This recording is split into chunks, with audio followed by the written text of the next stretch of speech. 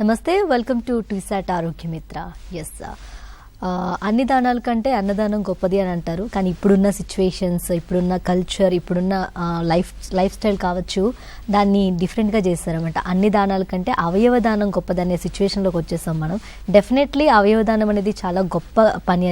అంటే అది చేసిన వాళ్ళు ఇప్పటివరకు చాలామంది చేసి ఉంటారు, అంటే వాళ్ళకి తెలిసిందే, నేను ప్రత్యేకంగా చెప్పవసరం లేదు. అండ్ దాన్ని పురస్కరించుకొని ఈరోజు మనకి national and international organ donation డేని పురస్కరించుకొని మనం తీసుకున్న టాపిక్ ఏంటంటే అవయవదానం ఎవరు, ఎందుకు, ఎలా చేయాలనే టాపిక్ని మనం తీసుకున్నామండి. సో ఈ టాపిక్ కోసం ఇంకా క్లుప్తంగా మీకు వివరించడానికి మనతో పాటు స్టూడియోలో ఉన్నారు senior professor and head department of nephrology NIMS నుంచి డాక్టర్ శ్రీభూషణ్ రాజు గారు. నమస్తే డాక్టర్ గారు. సో ముందుగా డాక్టర్ గారు, అవయవదానం అంటే ఏంటి? మీరు అన్నట్టుగానే అన్ని దానాల్లోకి అవయవదానమే మహోత్కృష్టమైనది. మానవ జన్మ పుట్టిన తర్వాత ఏదైనా అవయవ లోపంతో బాధపడుతున్నప్పుడు వేరే ఒకరికి అవయవాలు ఇవ్వడం అన్నది చాలా కష్టమైనది, అంటే మనం ఊహించుకోలేనిది. 100 ఏళ్ల క్రితం ఏదో ఒక అవయవం పాడైంది అనుకోండి, లివర్ కానీ, కిడ్నీ కానీ, గుండె కానీ పాడైపోతే, ఊపిరితిత్తులు కానీ, వాళ్ళకి బతకడం అనేది దాదాపుగా అసాధ్యం ఉండింది.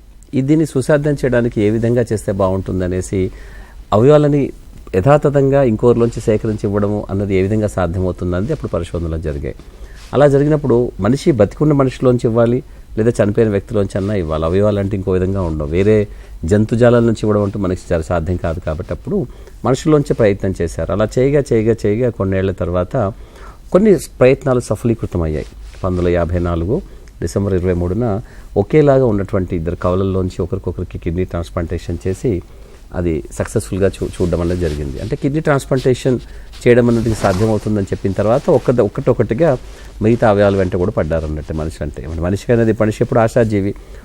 ఒక జబ్బుకి ప్రత్యామ్నాయంగా రకరకాల పద్ధతులు కనిపెడుతూనే ఉంటాడు, మందుల రూపంలో కానీ, చికిత్సల రూపంలో కానీ. అది డయాలసిస్ అయితేనేమి, బైపాస్ ఆపరేషన్లు అయితేనేమిటి, క్యాన్సర్ కీమోథెరపీలు అయితేనేమి. దానికి తోడుగా ఈ అవయవాలను మార్చుకోవడం అంటూ కూడా ఒక కొత్తగా స్టార్ట్ అయింది. అప్పుడు 1954లో మొదలుపెట్టిన తర్వాత ఇక వెనక్కి తిరిగి చూడడం అంటూ జరగలేదు. దానికోసం రకరకాల మందులు, బయట వాళ్ళ శరీరాలు కాబట్టి ప్రతి మనిషి కూడా వాళ్ళు ప్రత్యేకంగా ఉంటారు. ఇంకొకరిలో ఉండడం అంటూ మనకి సాధ్యం కాదు. యాక్చువల్గా అది మనకి జన్యుపరమైన నేపథ్యం మానవ జాతి అందరికీ ఒకలానే ఉంటుంది, అంటే జంతువులు కాకుండా.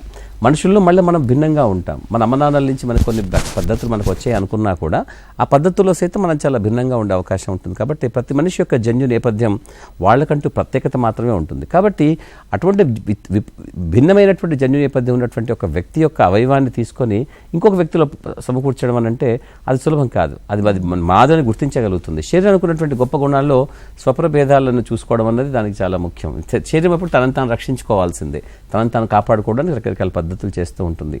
బయట నుంచి మనకి ఏదైనా లోపలికి అంతర్గతంగా ప్రవేశపెట్టబడినప్పుడు అది బ్యాక్టీరియా కానీ, వైరస్ కానీ, ఫంగస్ కానీ ఏదైనా కూడా తిరిగి దాన్ని వెనక్కి పంపించే క్రమంలో శరీరం రకరకాల ప్రత్యేక పద్ధతులు అవలంబిస్తూ ఉంటుంది. ఇమ్యూన్ సిస్టమ్ ఆ విధంగా మనకు డెవలప్ అయింది. ఎప్పుడైతే ఇతరుల అవయవాన్ని మన శరీరంలో పెట్టినప్పుడు ఇమ్యూన్ సిస్టమ్ గుర్తించి ఇది నాది కాదు అని అనుకుంటుందో అప్పుడు దాన్ని తిరిగి తోసేస్తుంది. సో మనం ట్రాన్స్ప్లాంటేషన్ చేయడంలో అర్థం లేదు ఇంకా. సో కాబట్టి మనకి అవయవదానం అంటూ తీసుకున్న తర్వాత, ట్రాన్స్ప్లాంటేషన్ పెట్టిన తర్వాత దాన్ని సమకూర్చి శరీరానికి గుర్తించి బాగుంది తనది అని గుర్తించే విధంగా మందులు పెట్టడం కూడా దానికి పెద్ద ప్రక్రియ. సో ఆ మందులు కూడా తర్వాత నెమ్మదిగా రావడం మొదలయ్యాయి. కాబట్టి ఈ 70 సంవత్సరాలలో చాలా అద్భుతమైనటువంటి ఆవిష్కరణలు అవయవదానంలో, ఆ తర్వాత అవయవ ట్రాన్స్ప్లాంటేషన్లో బాగా జరిగాయి. కాబట్టి కొంచెంగా అవయవదానం గురించి ప్రజల్లో అవగాహన కలిగింది. దాదాపుగా అవయవదానం అంటే ఒక వ్యక్తి శరీరంలో ఉన్నటువంటి ఆరోగ్యవంతుడైనటువంటి ఒక వ్యక్తి శరీరంలో ఉన్నటువంటి ఏదైనా ఒక అవయవం, అంటే తనకి ఆరోగ్యానికి హాని జరగకుండా, తన శరీరానికి ఎటువంటి అసమతుల్యత లేకుండా, అంటే శరీరం చిన్నాభిన్నం కాకుండా అన్నట్టు, అంటే అతని శరీరంలో ఉన్నటువంటి జీవరసాయన ప్రక్రియలు ఏదైతే ఉంటాయో అవి యథాతథంగా ఉండేలా చేస్తూ అతనికి అవసరం లేనుకున్నటువంటి లేదా తనకి ఎక్కువగా ఉన్నటువంటి అవయవం ఏదైనా కూడా వేరే వాళ్ళకి ఇవ్వడం, అది వేరే వాళ్ళ శరీరంలో ప్రవేశపెట్టబడడం అవయవదానం. కానీ అది ఎలా సాధ్యమవుతుంది? మనిషికి ఒక గుండె ఉంటుంది, మెదడంటామా మనం తీయడానికంటూ ఉండదు. అది చాలా చాలా ఖచ్చితమైనటువంటి, చాలా నిర్మాణంలో ఉన్నటువంటిది బ్రెయిన్. మనం తీసి ఇవ్వడానికంటూ ఉండదు. బ్రెయిన్ అవసరం చాలా మందికి అవసరం లేదు కూడా, కాబట్టి మనకు గొడవే లేదు. సో ఇక్కడ 2 ఉన్నటువంటి అవయవాలు చాలా సులభంగా మనం తీసేయగలిగేది కిడ్నీవి. అంటే ఒక కిడ్నీ, మనిషికి ఒక కిడ్నీ సరిపోతుంది అన్నది మనకు అప్పటిదాకా ఆల్రెడీ మనకు తెలిసినటువంటి విషయం. సో కాబట్టి ఇక్కడ నేను చెప్పినటువంటి 1954లో ప్రపంచవ్యాప్తంగా కూడా మొట్టమొదటిసారిగా జరిగినటువంటి అవయవదానము కవల పిల్లల్లో, జన్యుపరంగా ఒకే రకంగా ఉన్నటువంటి కవల పిల్లల్లో, అప్పుడు మందులు కూడా చాలా తక్కువ. అంటే మనకు వేరే వాళ్ళకి అంతకుముందు కూడా ఇచ్చారు, కాకపోతే ఏంటంటే అవి సక్సెస్ కాలేదు. ఎందుకంటే మందులతో మనం కప్పిపెట్టడం అంటూ జరగదు. అంటే వేరే వాళ్ళ కిడ్నీని అవయవాన్ని మనది అని గుర్తించే విధంగా ఉండాలి. అలా ఎలా సాధ్యమవుతుంది? ఇక్కడైతే వీళ్ళు ఒకేలా ఉన్నటువంటి కవలలు జన్యుపరంగా కూడా. సో సరే వీళ్ళలో ఒకసారి చూద్దాము అనుకున్నారు వాళ్ళు. అదే వీళ్ళు చూద్దాం, వీళ్ళిద్దరు ఒకేలాగా ఉన్నారు కదా, సో బహుశా శరీరం తనని గుర్తిస్తుందేమో చూద్దాం అని పెట్టిన తర్వాత అతనికి 9.5 సంవత్సరాలు ఆ కిడ్నీ పనిచేసింది చాలా చక్కగా. ఓకేనా? సో కాబట్టి చెప్పేది ఏమిటంటే అక్కడ ఒక వ్యక్తిలోని అవయవాలలో కేవలం కొన్ని అవయవాలు మాత్రమే మనం తీసుకోగలుగుతాము. ఉదాహరణకి డొనేట్ చేయగలిగి ఈజీగా మనకు అందరికీ తెలిసిందే, మనకు 2 కిడ్నీలు ఉంటాయి కాబట్టి ఒక కిడ్నీ ఇస్తాము. ఇంకొక అవయవం కూడా ఉంటుంది, అది చాలా గమ్మత్తైనటువంటి అవయవం, లివర్ అంటూ. దానికి ఏమిటంటే కొంచెం పార్ట్ తీసి వేరే వాళ్ళకి పెడితే ఆ కొంచెం పార్ట్ మనం ఏదైతే భాగం తీసేసామో ఆ భాగం తిరిగి మనకు పునరుత్పత్తి అవుతుంది, అంటే తిరిగి మళ్ళీ తయారవుతుంది మన శరీరంలో. రీజనరేటివ్ కెపాసిటీ అంటే రీజనరేట్ అవుతుంది. కాబట్టి కుటుంబ సభ్యులు ఎవరైనా కూడా ఒక కాసింత లివర్ ముక్క, ఒక చిన్న భాగం, ముక్క అంటే మీకు నవ్వొస్తుందేమో కానీ ఒక చిన్న భాగం అనుకుందాం, ఆ భాగాన్ని తీసి వేరే వాళ్ళకి ఎవరికైనా ఇస్తే అది కూడా బాగా తిరిగి ఉన్న వాళ్ళకి ఆ లివర్ మళ్ళీ తిరిగి పెరుగుతుంది, ఆ కిడ్నీ ఆ లివర్ వేరే వాళ్ళకి పెట్టిన వాళ్ళకి కాసింతే సరిపోతుంది అన్నట్టు. మనిషి శరీరంలో ఏదైనా కూడా కాసింతే సరిపోతుంది, ఏదైనా కూడా. మెదడు కూడా మనం 1% వాడతాము అని ఎవరో చెప్తూ ఉంటారు. బహుశా మనిషి 1% బ్రెయిన్ వాడతాడు. మరి బ్రెయిన్ చూస్తే 1.5 కిలోల దాకా ఉంటుంది అందరికీ బాగానే. బోళ్ళని భాగాలు ఉంటాయి దాంట్లో, మొత్తంగా మనం 1% వాడతాము. గుండె కూడా 4 గదులు ఉన్నా కూడా గుండె మామూలు ఒక సంచి లాంటిది, అది పెద్ద గొప్పగా మనకి పెద్దగా ఉండదు, టపా కొట్టుకోవడమే దాని పని. లివర్ లాంటివి బాగా పెద్ద రకరకాల ప్రక్రియలు జరుగుతాయి లివర్ అనే అవయవంలో కూడా. సో దానికి రీజనరేటివ్ కెపాసిటీ చాలా తెలివిగా సృష్టి ఇచ్చింది ప్రకృతి ధర్మంలో ప్రకారంగా. అలాగే 2 కిడ్నీలు కాస్త దూరంగా ఉన్నా ఒకేలాగా పనిచేయడం ఇచ్చింది. ఆ 2 దూరంగా ఉంటాయి, 2 కలిసి ఉండవు. దూరంగా ఉన్నా కూడా ఎగ్జాక్ట్గా అటుపక్క కిడ్నీ ఉన్నా లేకున్నా ఎలా పనిచేయాలో ఇది అలాగే చేస్తుంటుంది. కాబట్టి చాలా మనకి శరీర ధర్మాన్ని మనం విస్మరించకుండా, దాన్ని పాడు చేయకుండా ఒక కిడ్నీ చాలా సులభతరంగా తీసేసి వేరే వాళ్ళకి సమకూర్చే విధంగా అది ఉండడం కూడా వెనక వైపు ఉంటుంది కడుపులో. అంటే మీరు కడుపులోకి వెళ్ళి అన్ని డిస్టర్బ్ చేయాల్సిన అవసరం లేదు. మీకు ఎటువంటి డిస్టర్బెన్స్ లేకుండా, మీరు కష్టపడకుండా, చేసి ఆపరేషన్ చేసే డాక్టర్కి గొడవ లేకుండా పొరల మధ్య అన్ని అవయవాలు ఉంటే ఈ కిడ్నీలు మాత్రం కడుపులో ఉన్నటువంటి పొరల వెనక భాగాల్లో పెట్టింది. అంటే మీకు ఆ పొరలోకి వెళ్తే మన కడుపులోకి వెళ్ళిపోయినట్టే. ఇంకా అక్కడ పేగులు, లివరు అన్ని రకరకాల అవయవాలు ఉంటాయి. ఆ గందరగోళం అంతా ఎందుకన్నట్టుగా కిడ్నీలు చాలా వెనక భాగంలో ఉంటాయి. ఆ పొరలతో ఉన్నటువంటి భాగం వేరేగా ఉంటుంది, పొరల వెనక ఉంటుంది ఇది. సో మనకు కడుపులోకి ఎంటర్ అయిన భావన కూడా ఉండదు, చాలా సులభంగా ఆపరేషన్ చేయొచ్చు. సో కాబట్టి ఆ కిడ్నీ వెనక నుంచి ఒక కిడ్నీ మొత్తంగా తీసుకొని వేరే వాళ్ళు పెట్టి వాళ్ళు కూడా పొత్తి కడుపులో పెట్టుకోవడానికి మళ్ళీ ప్లేస్ కూడా ఉంది. చూడండి ప్రకృతి ఎన్ని విధాలుగా ఎంత గొప్పగా మనిషికి సహాయం చేస్తుందనంటే మనిషే విస్మరిస్తాడు ప్రకృతిని, కానీ ప్రకృతి అన్ని యథాతథంగా చక్కగా చేసి పెట్టి సమకూర్చి పెట్టింది మనిషికి అన్ని విధాలుగా కూడా. సో కాబట్టి అవయదానం చాలా గొప్పగా ఇప్పుడు ప్రపంచవ్యాప్తంగా కూడా చాలా మంచిగా జరగడానికి ప్రధాన కారణం ఏమిటంటే మనిషి యొక్క శరీరం యొక్క అమరిక, మనిషి శరీరం ఎంత చక్కగా పొందికగా ఏర్పరచబడింది, ఎంత చక్కగా పెట్టబడింది అని అంటే దాంట్లో లాజిక్ ఉందా లేదా సృష్టిలో మనకు తెలియాల్సిన అవసరం లేదు. దాన్ని మనం వాడుకుంటున్నామంటే డెఫినెట్గా దాని వెనక ఒక పెద్ద ప్రక్రియ జరిగింది కాబట్టి మనం దాన్ని ఉపయోగించిన విధంగా మనం లాజికల్గా మనం వాడగలుగుతున్నాము. కాబట్టి ట్రాన్స్ప్లాంటేషన్ ప్రోగ్రామ్ అనేది చాలా సక్సెస్ఫుల్ అవ్వడానికి మనిషి స్వతహాగా శరీరంలో యొక్క అవయవాల పొందిక ఏ విధంగా ఉంది, ఏ విధంగా అమర్చబడ్డాయి శరీరంలో దాన్ని బట్టి మనకు ఉంది అన్నట్టు. కాబట్టి దాదాపు అన్ని అవయవాలు మనం మార్చుకోవడానికి ఉంటుంది, చనిపోయిన వాళ్ళ దగ్గర నుంచి మనం చేస్తాము. అవయదానం అనే దానికి వస్తే ఇక్కడ ఏమిటంటే 2వ భాగం దాంట్లో చనిపోయిన తర్వాత, చనిపోవడం అనగానే మనం ఎక్కడో యాక్సిడెంట్లో అక్కడెక్కడో రోడ్డు మీద పడి చనిపోయాడండి అది మాకు తెలిసిన వాళ్ళకి ఇస్తామంటారు. అలా కాదు, వాళ్ళు జీవన మృతులై ఉండాలి. బ్రతికిన వాళ్ళ దగ్గర తీసుకోవడం ఎలా కష్టమో, ఏ విధంగా నెట్టిన కొన్ని తప్పులు ఉంటాయో చనిపోయిన అవయవాలు తీసుకోవడంలో కొన్ని సందర్భాలు నైతికమైనటువంటి ధర్మాలు మనకు ఉంటాయి. కాబట్టి ఎటువంటి ధర్మాలు ఇంకోటి మనిషిలో జీవం లేనప్పుడు జీవం లేనటువంటి తీసుకోవడానికి సాధ్యం కాదు. మన శరీరంలో ఒక చిన్న అంగం కాదు, ఒక చిన్న పాదం, షుగర్ ఉన్న వాళ్ళకి మనకు తెలుసు, షుగర్ స్మోకింగ్ చేసే వాళ్ళకి ఒక చిన్న బొటన వేలు దెబ్బ తింటే పుట్టి నల్లగా అయిపోతుంది, గ్యాంగ్రీన్ అంటాం. దాన్ని మనం పెట్టుకోము, అది చనిపోయిన జీవం లేని పదార్థం, దాన్ని మనం కొట్టి తీసేస్తాం. ఇక్కడ కూడా అవయవం జీవం లేకపోతే అది పనిచేయదు. అంటే జీవించి ఉండాలి, అందులో అవయవం జీవం ఉండాలి. జీవం ఉండాలంటే అతను మనిషి జీవించి ఉండాలి. జీవించిన వాళ్ళ దగ్గర మనం ఎలా తీసుకుంటాము పర్మిషన్ లేదు, మనం చనిపోయామని చెప్పి. ఇక్కడ మనం ఏమంటాం, అవయవం చనిపోయిన తర్వాత ఇవ్వాలి. అయితే చనిపోవడం అనేది మనకి యథాతథంగా అనుకున్నటువంటి నిర్వచన ప్రకారం చనిపోవాల్సిన అవసరం లేదు. వాళ్ళు జీవన మృతులుగా ఉండాలి. జీవమృతులుగా అంటే వాళ్ళ శరీరంలో ఉన్నటువంటి జీవం అంతా చక్కగా ఉండాలి, కానీ వాళ్ళు జీవించేంతగా ఉండకూడదు అని బ్రెయిన్ అంటుంటాం. అంటే బ్రెయిన్ పనిచేయకపోయినా, మెదడు సరిగా పనిచేయకపోయినా, మెదడులో ఉన్నటువంటి ఏ విధంగా కూడా మెదడు బాగా లేదనుకున్నప్పుడు అతను మనిషిగా ఉండే అవకాశం చాలా తక్కువ. కాబట్టి వాళ్ళని జీవన్మృతులుగా నిర్ధారిస్తారు. అలా జీవన్మృతులుగా నిర్ధారించినటువంటి వాళ్ళు చేసే అవయవ దానాన్ని మనము ప్రపంచవ్యాప్తంగా ఇప్పుడు అంతర్జాతీయంగా కానీ జాతీయంగా కానీ అవయవ దాన దినోత్సవంగా ఏదైతే జరుపుకుంటున్నామో దానిలో ప్రధానం ఏమిటంటే చనిపోయిన వాళ్ళ నుంచి సేకరించిన అవయవాలు తీసుకొని మనకి బ్రతికున్న వాళ్ళకి అమర్చడం, దాన్ని అవయవ దానం కిందకి అంటారు. రైట్. అంటే ఒకప్పుడుతో పోలిస్తే ఇప్పుడు చాలా జనాల్లో అవేర్నెస్ వచ్చిందనే చెప్పొచ్చు డాక్టర్ గారు. అంటే ఇంతమంది పాపులేషన్లో చాలామంది ముందుకు వస్తున్నారు, ఎక్కడో ఒక 10% వాళ్ళే అసలు ఎందుకు చేయాలి అనే క్వశ్చన్ వేస్తున్నారు. మీరేం చెప్తారు? నిజమే, చాలా ఏళ్ళ క్రితము ఒక 30-40 సంవత్సరాల క్రితము వాళ్ళ కుటుంబ సభ్యులే తీసుకునేవాళ్ళు లేదా అమ్ముకునేవాళ్ళు. 1994 కంటే ముందు మనకి భారతదేశంలో ఒక చట్టాలంటూ పెద్దగా ఏమీ లేవు. ఇటువంటి వాటిని చూసి చాలామంది కష్టపోయి బట్ మన దేశంలో అవయవాలు అమ్ముకోవడం అన్నది దాదాపుగా చట్టరీత్యా నేరమైనటువంటిది. అది చాలామందికి తెలియదు. ఇప్పటికీ నాకు ఫోన్లు చేస్తూ ఉంటారు, నేను ఆర్థికంగా కష్టాల్లో ఉన్నాను, నేను మా కిడ్నీలు అమ్ముకోవాలనుకుంటున్నాను. అది కుదరదు, అలా చేయడానికి ఉండదు. చట్టం అనేది ఒకటి ఉంటుంది, సమాజం అని ఒకటి ఉంటుంది, దానికి కొన్ని పద్ధతులు, రీతులు, రివాజులు ఉంటాయి. దాని ప్రకారం ప్రతి మనిషి నడుచుకోవాల్సిన అవసరం ఉంటుంది. ఇక్కడ 1994లో ఒక యాక్ట్ వచ్చేసిన తర్వాత ఎవరు ఇవ్వాలి, ఎవరు ఇవ్వకూడదని చెప్పి మనకు తెలిసిపోయింది అన్నట్టు. అంటే మనకి ఈ విధంగా ఇవ్వాలి, చట్టరీత్యా వీళ్ళు మాత్రమే ఇవ్వాలి అని మనం తెలుసుకుంది. అంతకుముందు కూడా ప్రజలకి శరీరంలో ఉన్నటువంటి కొన్ని అవయవాలను చనిపోయిన తర్వాత ఇద్దాము అనేది విశ్వవ్యాప్తంగా ఇతర దేశాలలో, ముఖ్యంగా పాశ్చాత్య దేశాల్లో, అమెరికా, యూరోప్ లాంటి దేశాల్లో చాలా గొప్పగా ఉన్నట్టు మన దేశంలో దురదృష్టవశాత్తు అంత గొప్పగా రాలేదు. కుటుంబ సభ్యులు మాత్రం అడపా ఇచ్చిన సంఘటనలు ఉన్నాయి. వృద్ధురాలైన తల్లి ఇచ్చిన సందర్భాలు, వాళ్ళ అక్క చెల్లెలు, అన్నదమ్ములు కానీ చట్టం వచ్చేసిన తర్వాత కుటుంబ సభ్యులు బాగా ఇచ్చారు. అంతకుముందు కొంచెం మేనత్త, మేనమామలు, పిన్నులు, బాబాయిలు అలా ఇస్తుండేవాళ్ళు. కొంతమంది వాళ్ళ కుటుంబ దగ్గర చుట్టరికాళ్ళ నుంచి కొంతమంది అడిగి తెచ్చుకునేవాళ్ళు. కొంచెం 10 పరకో వాళ్ళ చేతిలో పెట్టి కాస్త ఆ విధంగా బతకాలి కదా, నీకు కిడ్నీ ఎక్స్ట్రా ఉంది కదా, అలా చేస్తూ ఉండేవాళ్ళు. 1994 యాక్ట్ వచ్చేసిన తర్వాత మాత్రం ఇవన్నీ పోయాయి. అలా చట్టరీత్యా అలా చేయడానికి అంటుండదు. ఎవరు ఇవ్వాలి, ఎవరు ఇవ్వకూడదని కరెక్ట్గా నిర్ధారించే ఒక పద్ధతి మన దేశంలో ఏర్పడింది.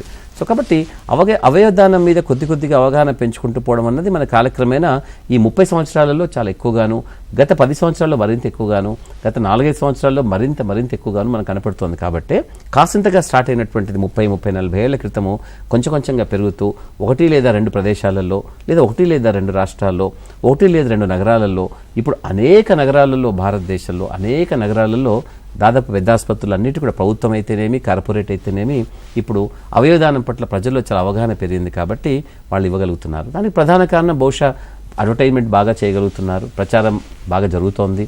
ఇచ్చిన వాళ్ళు, వాళ్ళ కుటుంబ సభ్యులు వాళ్ళు వెళ్ళి ఏం నష్టం లేదు, మనిషి చనిపోతూ బొందుతో స్వర్గానికి పోలేడు కదా, మనిషి పోతూ అవయవాలు పట్టుకుపోవడం అంటూ జరగదు కదా అని వాళ్ళకి నచ్చ చెప్తున్నారు.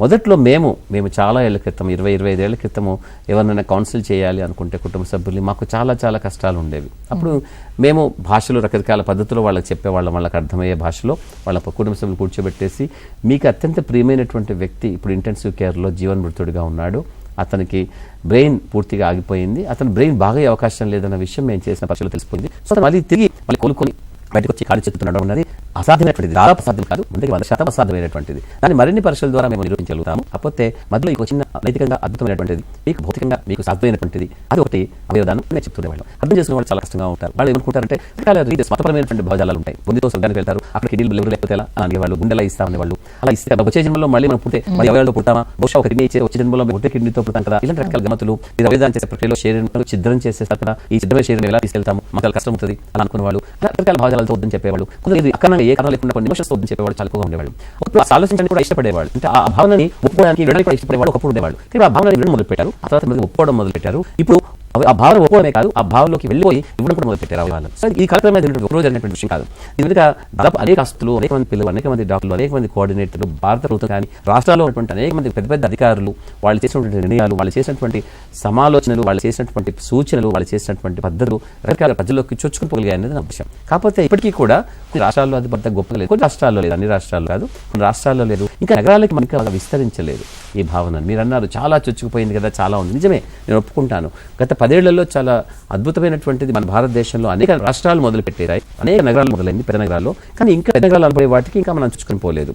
ఉదాహరణకి కొన్ని మన తెలంగాణ రాష్ట్రం తీసుకుంటే హైదరాబాద్ నగరంలో ఉంది, కానీ వరంగల్లో కానీ, కరీంనగర్లో కానీ, నిజామాబాద్లో కానీ, నల్గొండలో కానీ, ఖమ్మంలో కానీ ఇటువంటి భావజాలాన్ని మనం పెద్దగా వ్యాప్తి చేయించలేకపోయాం. అలాగే చాలా పెద్ద రాష్ట్రాల్లో కూడా, తమిళనాడులో కూడా కేవలం చెన్నైలో ఉంటుంది, అక్కడ పక్కకి వెళ్తే తిరునెల్వేలి అలా కొన్ని ప్రదేశాలలో ఉంటుంది. బెంగళూరులో కేవలం బెంగళూరులోనే ఉంది, మిగతా చోట లేదు. అలాగే బాంబేలో కేవలం బాంబే, పూణేలోనే ఉన్నాయి, మిగతా చోట లేదు. నాగ్పూర్లో కూడా కొంచెం పడుతుంది. అలాగే ఢిల్లీలో మాత్రమే ఉంది, ఆ ప్రదేశాలు అక్కడ చండీగఢ్లో ఉంది కానీ గొప్ప లేదు. ఉత్తరప్రదేశ్లో లక్నో ప్రదేశంలో ఉంది కానీ చాలా ప్రదేశాల్లో లేదు. చాలా రాష్ట్రాల్లో మొదలలేదు. ఎందుకంటే భారత ప్రభుత్వం చెప్పినటువంటి కొన్ని సూత్రాలని ఇండివిజువల్ గా ఆ రాష్ట్రాల్లో ఉన్నటువంటి అసెంబ్లీలు కూడా ఆమోదించాల్సిన అవసరం ఉంటుంది. ఆమోదించిన తర్వాత వాళ్ళకి సంబంధించిన చట్టంలో వచ్చిన తర్వాత ఎవరు ఇవ్వాలి ఎవరు ఇవ్వకూడదు అన్నది. అవయవాదంలో 2 పక్షాలు ఉంటాయి. ఒకటి బతికున్న వాళ్ళు ఇచ్చే అవయవదానం, దాన్ని కూడా అవయవదానంగానే భావించాలి. రెండవది చనిపోయిన తర్వాత అనగా జీవమృతులై ఉన్నటువంటి వాళ్ళ నుంచి తీసుకున్నటువంటి అవయవదానం.